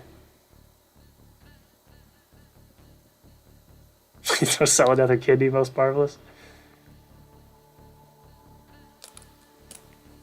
Headless ATST, yeah, that crap was ridiculous. Yeah, Tyler, you're right. There are some. Okay, so it's on the subtitles. That's really bad then. Rex got confused. He saw a prototype or something, and he got confused. Oh yeah, Robinette. Cinematography is great stuff to study, man, especially if you're into movies. And I'm trying to, my career, I'm doing, in school, I'm doing like video production, so I'm into cinematography and stuff like that. And Paul, my collab partner, and I make short films and stuff, so really into that. Captain Flynn. Captain of the Eclipse. I like that name. The Eclipse. It's cool. Season 1 droid arc. Yeah, that's like the first episodes they ever made.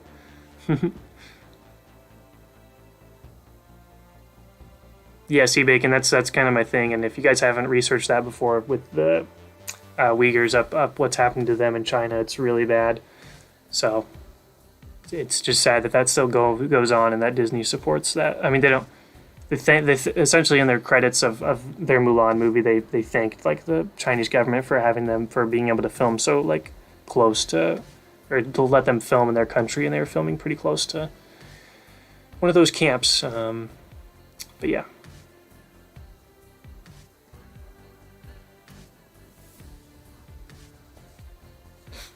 It's just, yeah, sorry, I get like kind of just like that stuff still goes on and that governments still support that, and just after reading Archipelago, it's scary how many people still believe in those ideals that tore Russia apart and costed the lives of literally uncountable amount of millions of people. Like you can't calculate how many millions of people these ideas have killed over the years. Everywhere it's been tried, and that like it's uncountable how many people. It's just really sad. But anyway, won't get into that.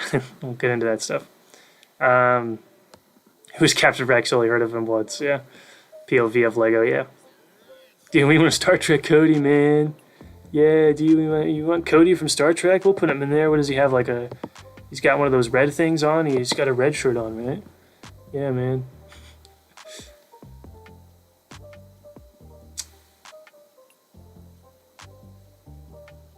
Yeah, see, Pat's this is kind of the counterpoint that Pat's saying is most of their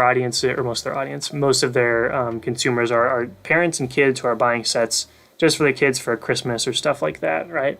So that is something, I'm glad you did bring up that point, because that is something to take in consideration.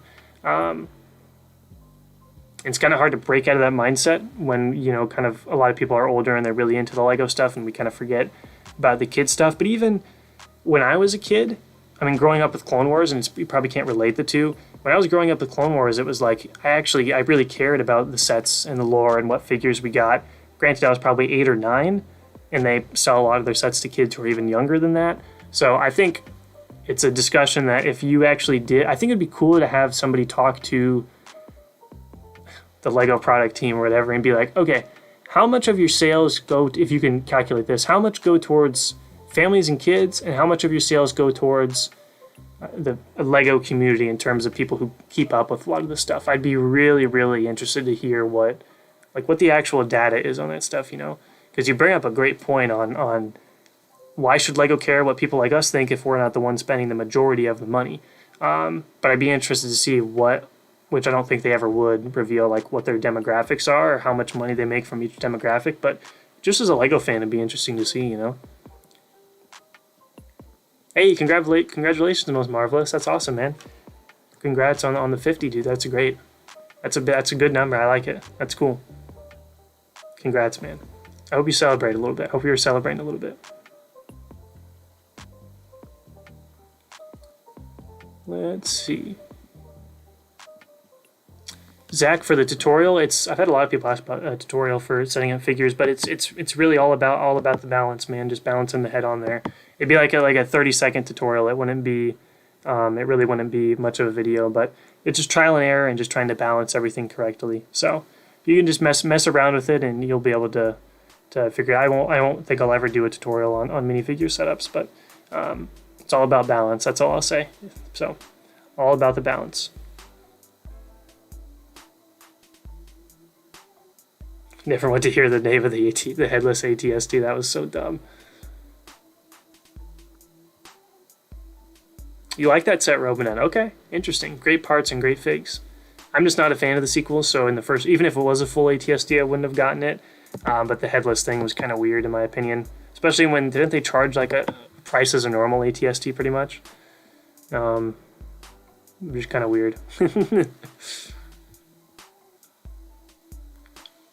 Why wouldn't they have included the head? It was just kind of weird. What do you think the worst thing Lego did? I don't know, man. Humans never learn from past mistakes. Yeah, it's true.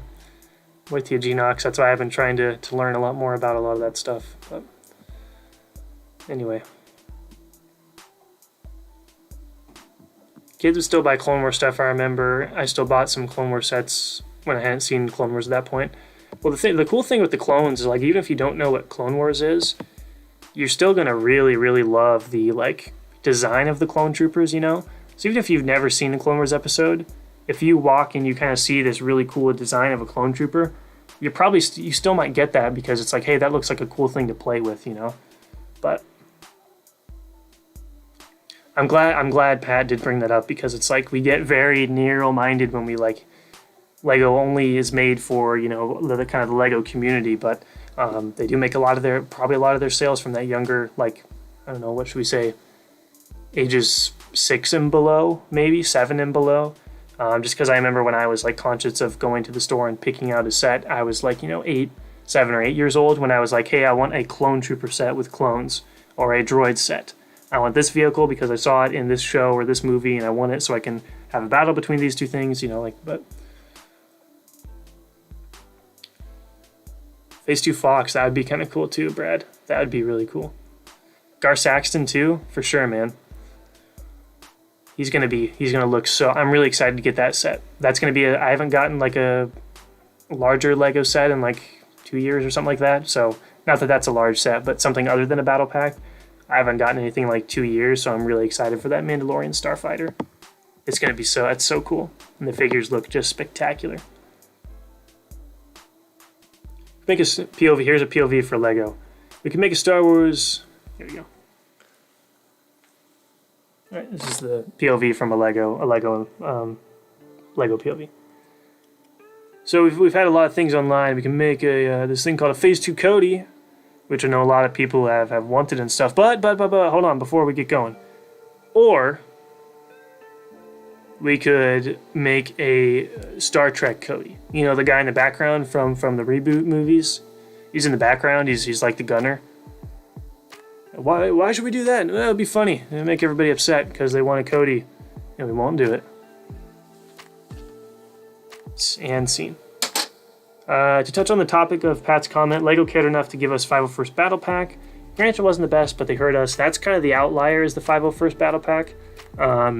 Which, again, that's where I'd be interested to hear what the sales on the 501st Battle Pack were, because I don't know, I'm curious, like, what the sales were, because obviously those first couple months it was nearly impossible to find a battle pack. It was so hard to find one. So I'd really be curious to see what the sales on the battle pack are. But that is also the only time I can think of where Lego's, like, it's pretty a monumental moment where something the fans wanted and they actually, you know, did that and then made it. It's a pretty crazy thing, you know. But still have my Lego Scout Trooper from 2012. Nice, man. Rebel Commandos. That's, you know, that's funny, Genox. That's my only Scout Trooper as well from that set. I've got one Scout Trooper and he's from that same exact battle pack.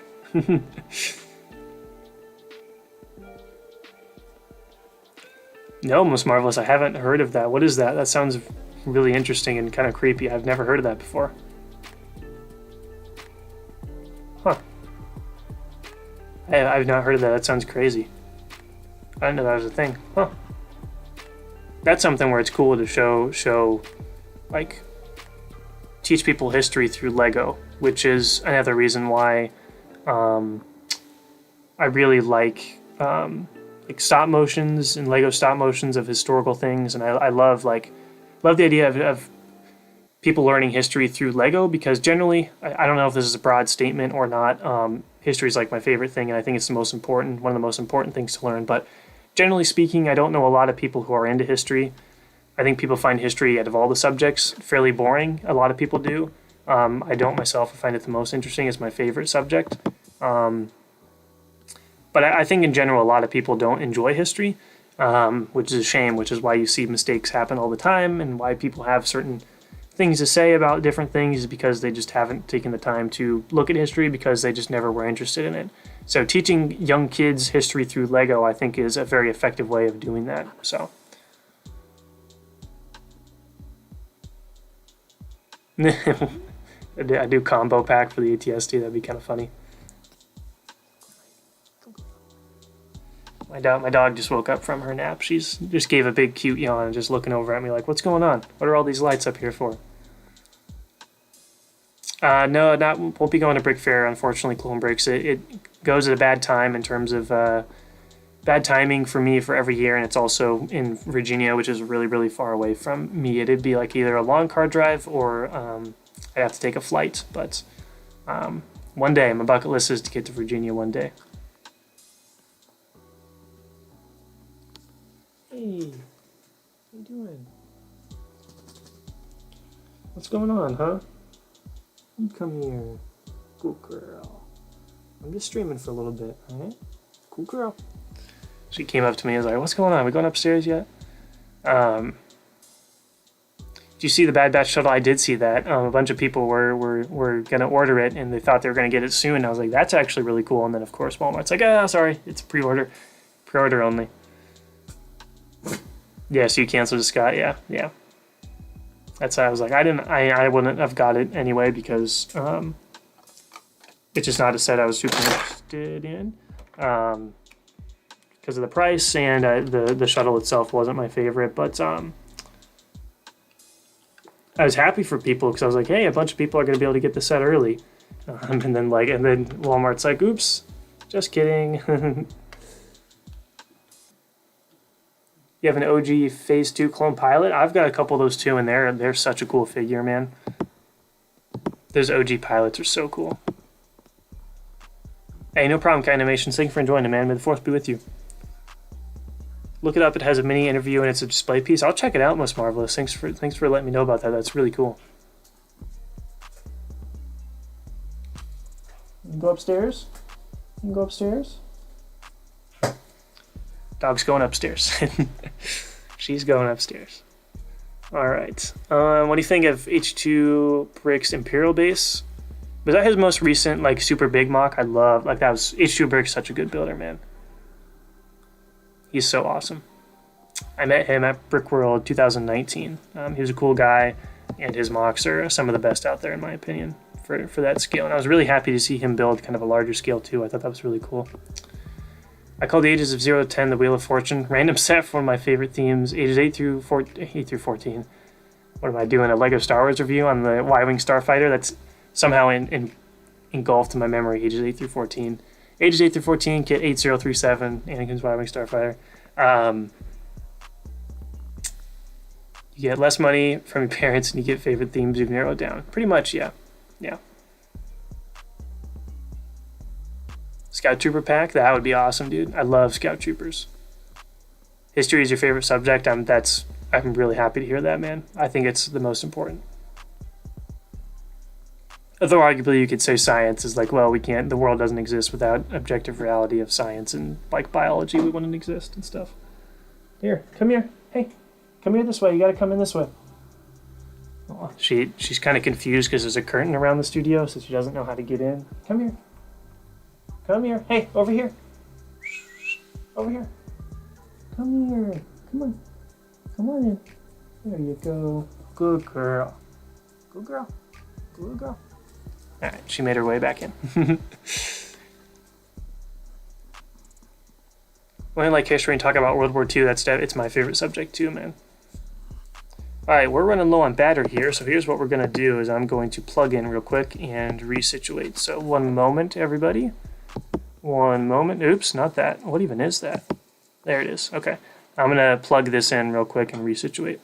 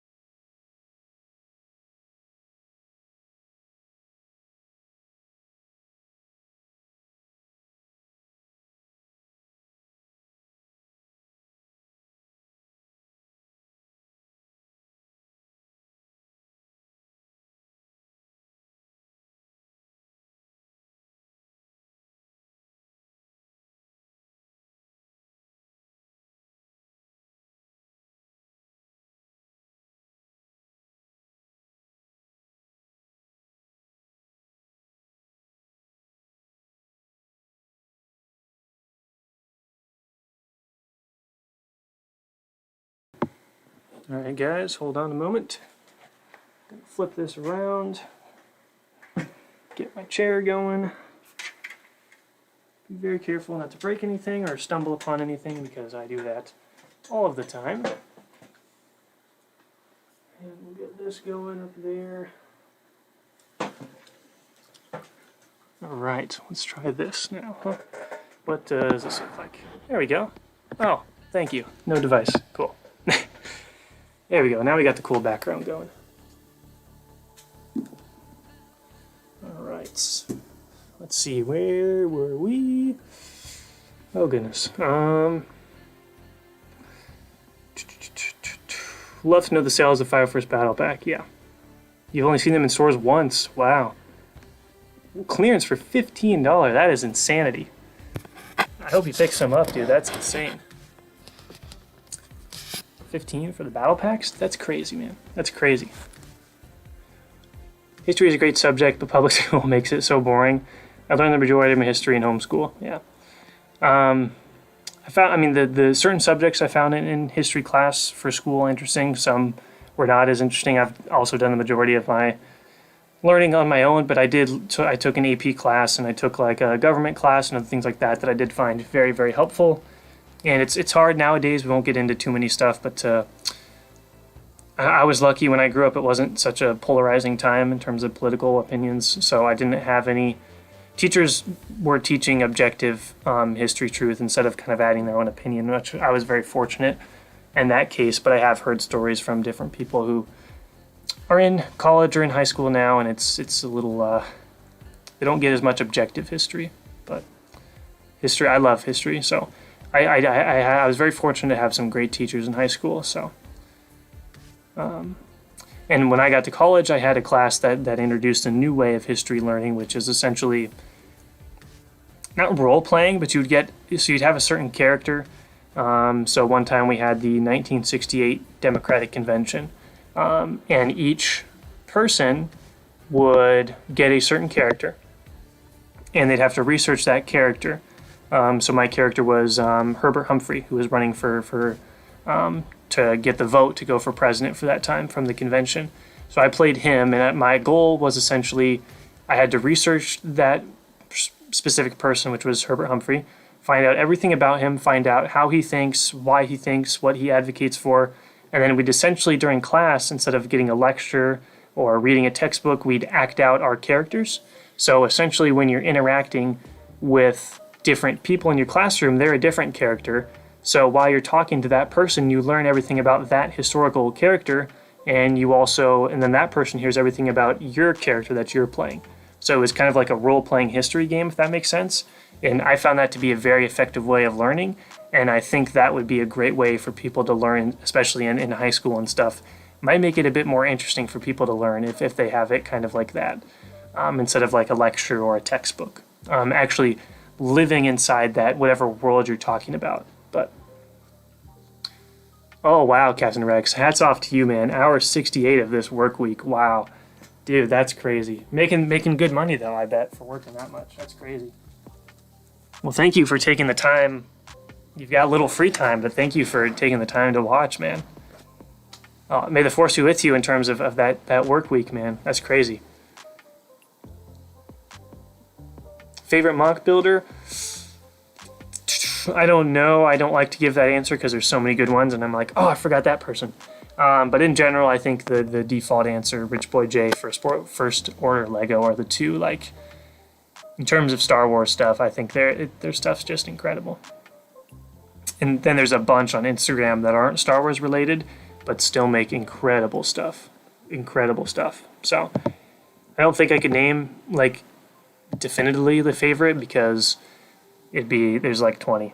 Yeah, like 20 different people, and it just, yeah, crazy. Great stuff. I'm also realizing it looks like I'm getting flashbanged right now. So maybe we can do that. Hopefully a little better. Okay. Let's see here. Ages 9 through 99. You have more responsive, or 19 through 99, gosh. More stable and more responsibilities, and you can yeah. Once you have a income, you can start buying Lego more regularly. That's true. That's a good point. So that's where you'd be like, okay, well, maybe the older audience buys more sets per year than our younger audience, right? But I don't. That's the thing where that data would be cool to see. But history is your favorite subject, Brad Bricks? That's great. I'm really happy to hear that, man. Brian, of course you collect World War II stuff. You're talking about that Panther earlier, which was really nice. Where's the door again? My dog. Yep, exactly. Love American history, world history, though you struggle. Okay, interesting. I'm actually interested to hear the world history thing, because I probably enjoy more of, I don't know, I've always, my specialty before, like this year, was always Western Europe. That was always my thing. World War I, World War II, Napoleonic era, you know, some Renaissance stuff, some other 1700s and stuff like that, 1800s obviously, but more recently I've gotten into Asian history a lot in terms of Japanese history. That's been my big thing, and then of course Russian history as well. I like studying that because I think it's some of the most relevant stuff, I should say, to what we're facing as a world. But yeah, I mean, of course I love American history too, you know, Revolutionary War. I love to study Revolutionary War. All those values that the founding fathers set up in fighting against the most powerful military at that time in Britain. But yeah, most history I love to study, so. But I can see why some people wouldn't enjoy world history as much, because you'd be like, okay, why does this apply to where I live and what I go through right now? And I kind of thought the same way until I kind of looked into it and say, hey, a lot of this stuff kind of overlaps and connects with each other. So. Hey, no problem, Clone Breaks. Thank you so much for joining, man. Yeah, hopefully next week I'll have a capture card or something. I'll have to figure out something to see if I can get this to work so you actually can see the build, which would be fun. But thank you so much for joining, man. Stay tuned on Sunday. I'm hoping to have another episode out on Sunday. So thank you so much for watching, man. May the Force be with you.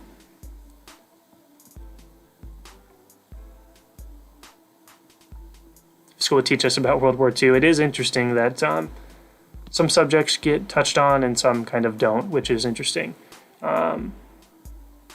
It's also, how should I say this? Once I got to some more advanced classes, the idea was essentially, okay, you've already learned a lot about these particular, like World War II is already it's like a popular topic, so you already learned about it. So we're not going to cover it. We're going to cover other stuff, which to me was disappointing because I was like, I want to get into it more detail. But yeah, that's all right though.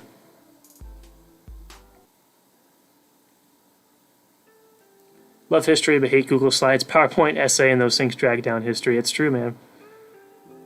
Yeah, people associate history to like somebody like. Traditionally, you when you think of history, you think, all right, there's a map on the board, and the teacher's pointing at the map and reading off the, you know. But that's why I think there's some of these alternative ways to learn that I've found really fun and interesting. Like I know in high school, I had some great teachers, but we played like a war game, kind of, not necessarily a war game, but it was about World War I, and each bunch of people were split up into different teams, and you represented different countries. So like 3 people would be Austria, or 4 people would be France or Russia, and it's like kind of a board game kind of. So depending on what country you had and what historical resources they had, what their political alignments were, how big their military was, who were their allies, who were their enemies, you kind of played a game based off of those predetermined things from history about each of your countries. So that was really fun too. I think those alternate ways are going to be, I think it's the best way to learn and get people interested in that. Yeah, Brad Briggs, First Order he's great. I met him too at Brickworld 2019, and he was really nice and awesome. And he brought a great mock to Brickworld too. So he was great, man. He was great. Pretty much everyone I've met at Brickworlds have been super nice. So. I feel very fortunate to be able to go to Brickworld and meet a lot of these people that I've either been following for a long time or talked to online and actually be fortunate enough to meet them and talk to them. But I miss it. I miss not being able to talk to people at conventions since they haven't happened for a while. But sad stuff. William, what's up, man? Burns, call you Sergeant Burns. Welcome, man. Welcome to the stream. We've been having technical difficulties with the capture card. So, oh, I just realized I don't have a little thing like that, do I? The little blue thing around my face. I don't have that on this one. How do I do that? Let's see. I don't even know how did I put that on there? Beats me.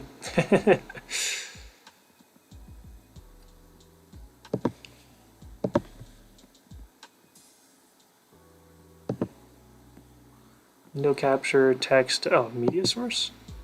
No. Image? No. No. Huh.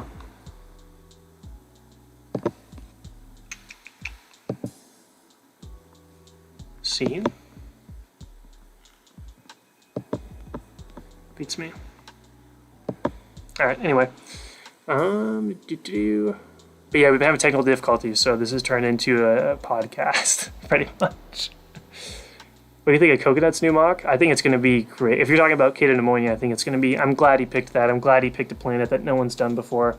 I think that was a great call on his part. It's going to be a challenge, though. I was trying to think how I would go about building that. It would be definitely a challenge, since there's not a lot of reference, but I think it's going to be great, man.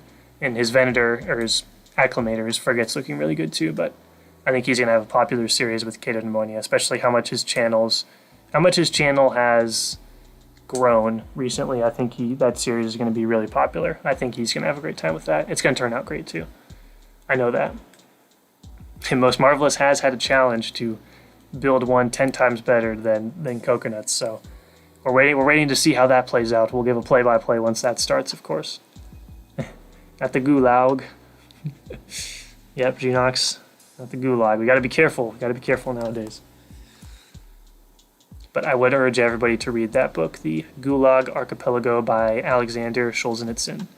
I've just finished with Volume 1, but very important book, and I didn't know about a lot of that history until I read the book, and so I found it very interesting. But basically all about the secret police and how Russia operated at that time with Stalin and the Communist Party. But essentially imagine the 1984 book, but real life, pretty much. And that's what Russia was like during that time, but worse than 1984, the book.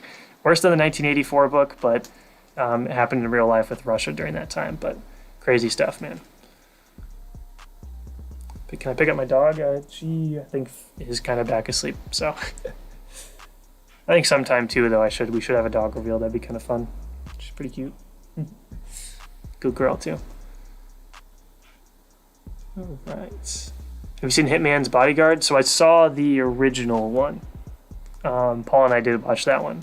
I thought it was okay. I wasn't a huge fan of it, but I know the sequel came out. Did you say the sequel?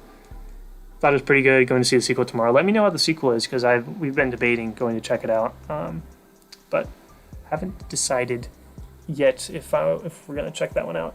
I recently saw Quiet Place 2, which was really fun. That was a great movie. That's great. Let's see. Yeah, with history, world history, and most importantly, in my opinion, is to learn and remember the lessons from ancestors, people before us. Oh yeah, it's important stuff, but yeah.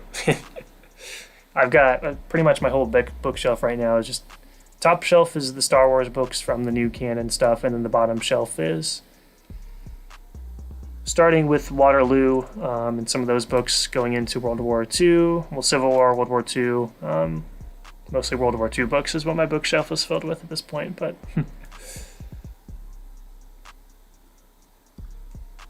You met First Order Lego? Yeah, dude, he was really nice. He was at Brickworld 2019, so the last one. He came up and he was at the Rebel Lug booth, and I was at Empire Lug booth, and he came up and was taking some pictures of Mandalore, and I kind of just introduced myself, told him I was a big fan of his work, and we kind of talked a little bit about Mandalore and stuff like that, but he was super nice, man. Scott Davis, yeah, it was Brickworld 2019, and then some of the other people, I mean, everybody I've met's crazy and crazy nice. But I remember one, Chris Productions, who I'd been watching since I was a little kid, like really little kid, watching his epic mocks. And first Brick World I went to, Brick World, Chicago 2017. I met Chris Productions. He was super nice, man. And that was like a crazy moment just because I'd been following him ever since I was a kid and into Lego. So seeing him was cool. He brought his Scarif Tower that year. So, but everybody I've met from like the Rebel Lug group and Empire Lug, obviously, and then a bunch of other people. A lot of the World War II community guys are there too. Just really great stuff, dude. Really great stuff. And I hope next year, if some of you guys are able to go to Brick World, I really hope to meet a lot of you guys there, because that would be so much fun, dude. It'd be so much fun to meet some of you guys, because I just see the screen usernames. I'd love to meet a lot of you guys at Brick World. If you guys ever are able to go, if you can go next year, that'd be awesome. And you gotta let me know so I can tell you where I'm displayed at, and we can meet up and see everybody. That'd be really fun. Let's see. You are a bold one, most marvelous. Going to make a painted Doom, who defected from the Empire. I assume this because he witnessed Tip killing Tipley. Isn't that a mouthful? Tip killing Tipley.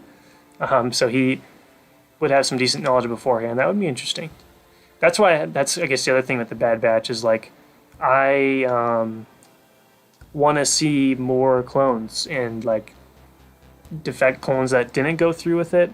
If that makes sense, I would love to see that. I know we'll probably see Wolf and Gregor soon, but I would love it if there were more clones that they got like on their side by taking out their chips. But sent you a DM on Instagram for the Panther. Yeah, man, I'll check it out here pretty soon. Maybe I can check it out by the end of the stream, but we'll see here in a little bit. I'm actually interested to look at it because I'm not very good at building the tanks. You know, I just build from, like, I've got the Brickmania booklet. And I usually just build from that. That's where I built my Panzer III from. I'm not good at designing tanks or vehicles, but let's see. Book was taken from 1815 to 56. Yeah, so he Solzhenitsyn got in Gulag Archipelago. He got arrested in 1945. He was in the military, so he was on the front lines fighting against the Germans, and he got arrested, and he spent like 8 years in the camp. But he starts the book all the way back before the Russian Revolution, so with the Bolsheviks. He talks about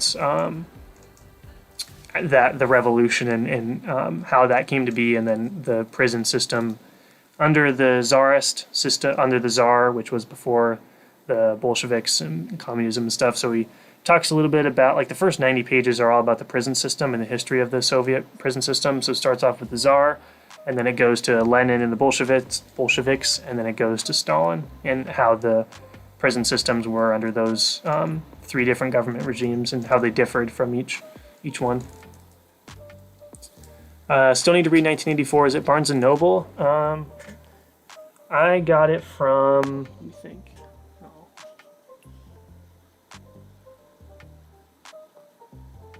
No, my dog just came and laid down like right next to me and was like, hey, pet my belly. Good girl. Good girl. Good girl. Good girl. All right. Let's see here. Barnes & Noble. I got it from, it is on Barnes & Noble because I got mine from Barnes & Noble. Yeah. I got a hardcover from Barnes & Noble, and I would show it, but it's upstairs in my room. Really cool cover. It's like a bright red. It's got an eye on the front, like the blue eye from Big Brother. But yeah, Barnes & Noble should have the paperback and the hard copy, I think. I know I got the hardcover from Barnes & Noble. Whatever happened to Chris? He's still around. I think he got really busy with life stuff, and he hasn't built as much. But he's still active in like Empire Lug and stuff like that. So, but I just know he hasn't posted on YouTube for a while. But hopefully he has some more time to get back into building soon, because I kind of want to see him build something else. He's so good, you know. Oh, really, Robin? That's kind of funny. Hold a whole conversation with him and didn't. Oh, that's funny. Yeah, man, it's crazy just watching people online for years and then seeing them in person. It's kind of just a weird thing, you know. But then you talk to him and you realize, like, oh, he's just a Lego fan just like me, you know. There's no reason to be intimidated or anything like that, because everyone's super nice. So Brickworld 2017 was my first one, and I met Chris Productions, so Chris, Ryan from M&R, met him, Life Brick Studios, who else? Lieutenant Curious, he was on Instagram and YouTube, he hasn't posted in a while. But yeah, I met Lee and his dad, Dean, which I mentioned earlier, for the Vietnam memorial that he built. Bunch of other people too that I'm probably not remembering, but met a lot of people there. And then 2018 Brickworld, Paul and I displayed at the Rebel Lug booth, which I met a whole bunch of new people with like all the Rebel Lug members and everything like that. Brickworld 2018 was the first time I met Matt for Brickwiz. At that time his channel was still relatively small because he just got done building crates. So I met Matt for the first time. And then I also met all the Rebel Lug members that year, and then a bunch of other people. And then Rich Boy J was also there. That was the first year I met him and Garrett. But there was a whole bunch of people at Brickworld 2018 that I met. And then Brickworld 2019, we displayed with Empire Lug. So there was a whole nother group of people that I met. We've seen Hunter a few times in the chat, Forever Lego Studios. And then a bunch of other people from Empire Lug, and then of course Rebel Lug had a lot of their overseas members show up that year, so met a lot of them too. But it was really nice. It was awesome. All really nice guys, and I really want to go back and just see everybody again, you know, and get into that space of displaying. It was so much fun. Yep, $9 paperback. I think that's right. Yeah, for sure. For Sergeant Burns is saying here.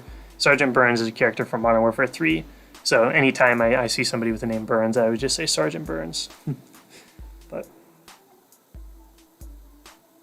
for sure, man, if you guys can make it to either Chicago or Virginia, I don't go to Virginia, but I know a lot of people go to Virginia, so definitely try to go to those two if you can. It'd be fun.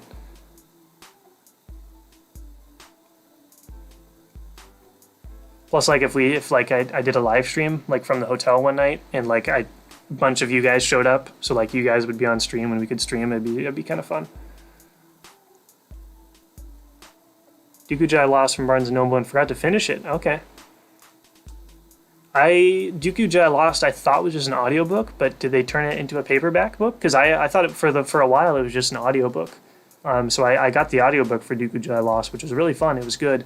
But I didn't know they made the paperback version. I didn't know that. That's kind of cool.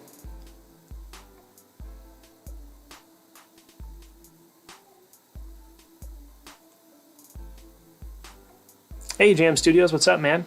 We've been having some technical difficulties with the capture card, so I've just been streaming like this instead of what you would usually see. So that's fun.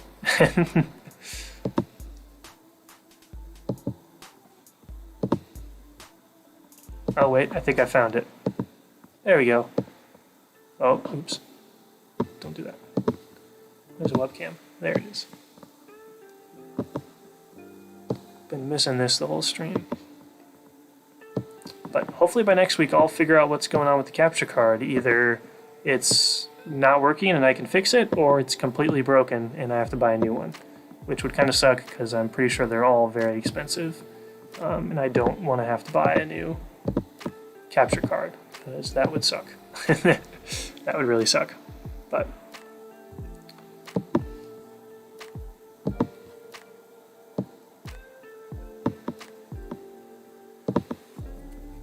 yes, let's watch me just click through things and do all this fun stuff.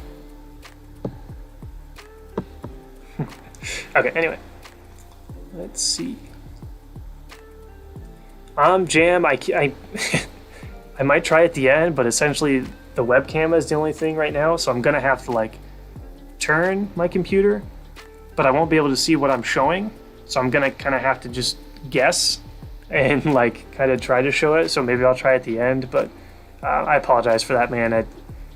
Right before we went live, I was like, oh, it's not working, and we waited for like 15 minutes, and I was like, thank you guys for waiting for that long, first off, because like you guys were patient enough to wait for me, which was really nice.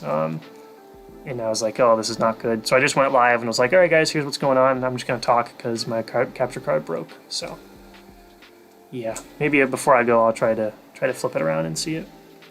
let you guys see what's up. But I do plan to have an episode out this Sunday for 4th of July. So hope everyone does have a good 4th of July if you guys are in America, and we'll be celebrating for sure.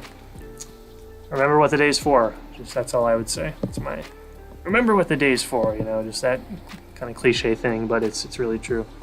Remember what it's for. Not just about the fireworks. You know, it's a very important day for Americans and for the world too, I guess. But very important day. So if you guys are celebrating, I hope you guys have a good one.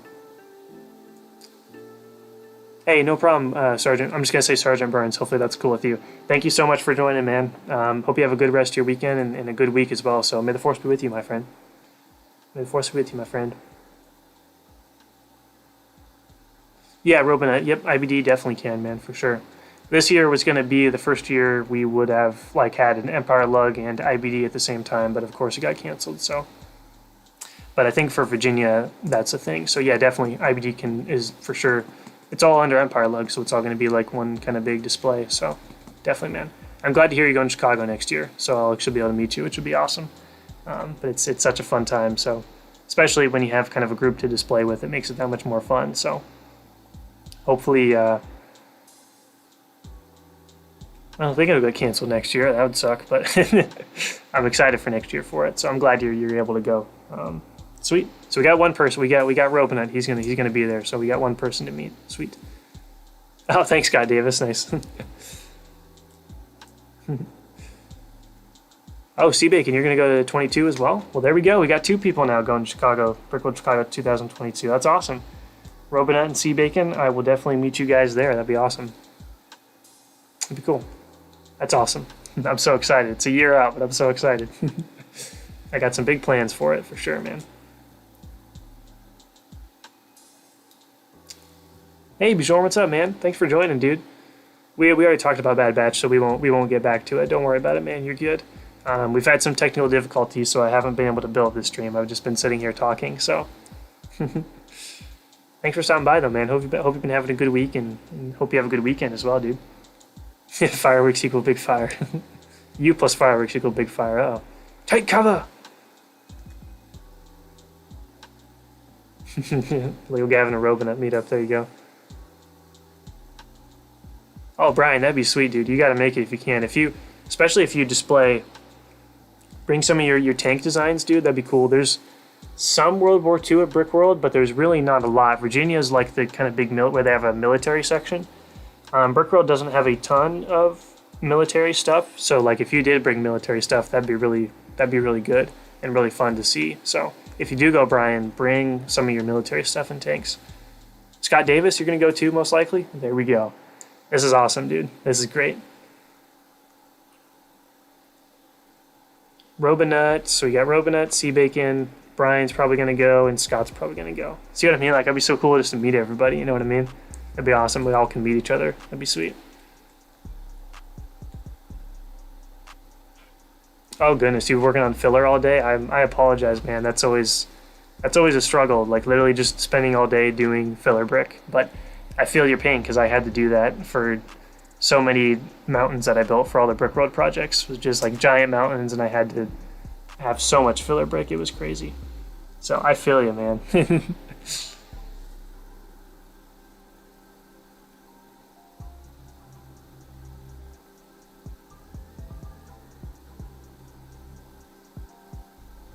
There we go. I got Scott. I got your notification for the follow on Instagram, Scott.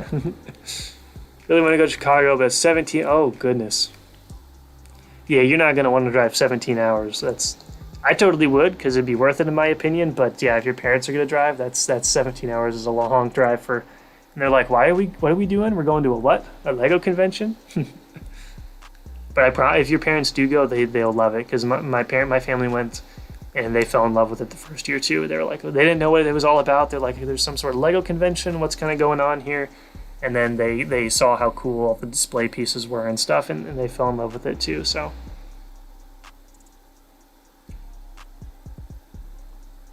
just bought some AV figures while shipping took a long time. Figures look good, nice. Despite you being bad at decaling, yeah, I'm scared of the decals. You know, man, scared of the decals. All right, guys, what do you think? Should we start to wind down the stream? Mostly because I have, how many more video segments? I mean, my plan for the stream was I was going to finish the roof, but since I wasn't able to do that without the capture card today, I'm going to have to, after the stream's done, work on the roof and try to get that done and then record those segments. So I still haven't recorded the intro or the outro yet for the video, so I've got to do that as well, which essentially just means I have to spend half an hour setting up figures to try to get a good setup for the thumbnail for the intro and the outro. So, and the other thing is I don't know how many people like stick around to the end of the videos. So like I'm setting up the outro and I'm like, I really hope people stick around to see the outro because this is taking a long time. But yeah. America. Sea bacon, only 45 minutes? There you go, man. You're in a prime spot. It's good. Not just fireworks, food, and ice cream. Hey, no problem, Jordan. Take care, man. Thanks for stopping by, and may the force be with you, my friend.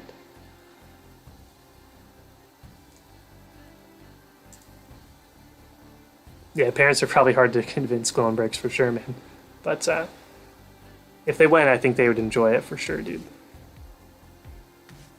G-Knock says maybe we have enough money to go to Brick World. It's not too, I think it's only like $65 to display, but the gas and stuff is what's gonna, in the hotel, that's what's gonna kind of jack up the price. But Brian's been all day replacing his colored parts on his Panther, which sounds a little more fun than filler brick, but still probably kind of tedious. Hey, Robin, thanks for stopping by, man. Yeah, thanks for participating in the chat, even though we weren't building anything, but thank you so much for stopping by, man, and may the force be with you, my friend. Hope you have a good weekend and a good 4th of July if you're celebrating, man. Thanks for stopping by, dude. Appreciate it, my man. Technically Renaissance, yeah, it's at the Renaissance Schaumburg Convention Center, but great convention center and great hotel, but that's where the price starts to get up a little bit, is when you're looking at hotel prices and gas money and stuff like that. But all right, guys, I think we're gonna close it out. I guess I can try to show the mock. I could try, but I do want to say I really do. I'm kind of trying to say it, put this into words, but it means quite a lot to me that you guys are willing to just sit here and watch me talk for so long without actually building anything. That means a lot to me because I personally enjoy just talking to you guys on stream instead of trying to build and talk at the same time. But I also appreciate everybody who at the beginning was waiting for me for like 15 minutes to get this going. I would have lost patience and left, so I really appreciate you guys sticking around and waiting for me to get live, so I really do appreciate that. But I really appreciate you guys all in the chat making a conversation, because if nobody was in the chat, then nothing would be going on. So it's really because of you guys we can have a good stream. So it means a lot to me that you guys are you're willing to just kind of sit here and have a conversation with me, because I value that quite a lot. I value conversation with friends and family, and I value conversations with you guys, getting to know you guys more and just talking Star Wars, history, all sorts of stuff. I love it so much. So I really appreciate you guys sticking around and just watching me talk. That means quite a bit. So hopefully next week I'll keep you guys updated. I'll try to get a new capture card. I'll try to get it fixed. I'll figure something out for next stream. But I appreciate it, guys. I appreciate you guys sticking around and discussing stuff in the chat and sending messages and everything. But yesterday I put out a review of the Tiger Shark, Clone Custom Tiger Shark. I was trying out some new things. I recorded with an iPhone actually, and used kind of this app called Filmic Pro, which turns your iPhone kind of into, opens your iPhone up to a lot more filmmaking tools for exposure and settings and stuff. So kind of a test to see how that looked. I think it turned out pretty well. But this weekend is the Muunilinst mock update number 14, I believe, which will be on a new building. So that'll be Sunday. I got to get the rest of it done tonight, but I appreciate you guys sticking around for the stream. Stay tuned for this weekend's update, and if you guys are celebrating the 4th of July, I hope you have a good one and a safe one, of course, and remember what the day is all about.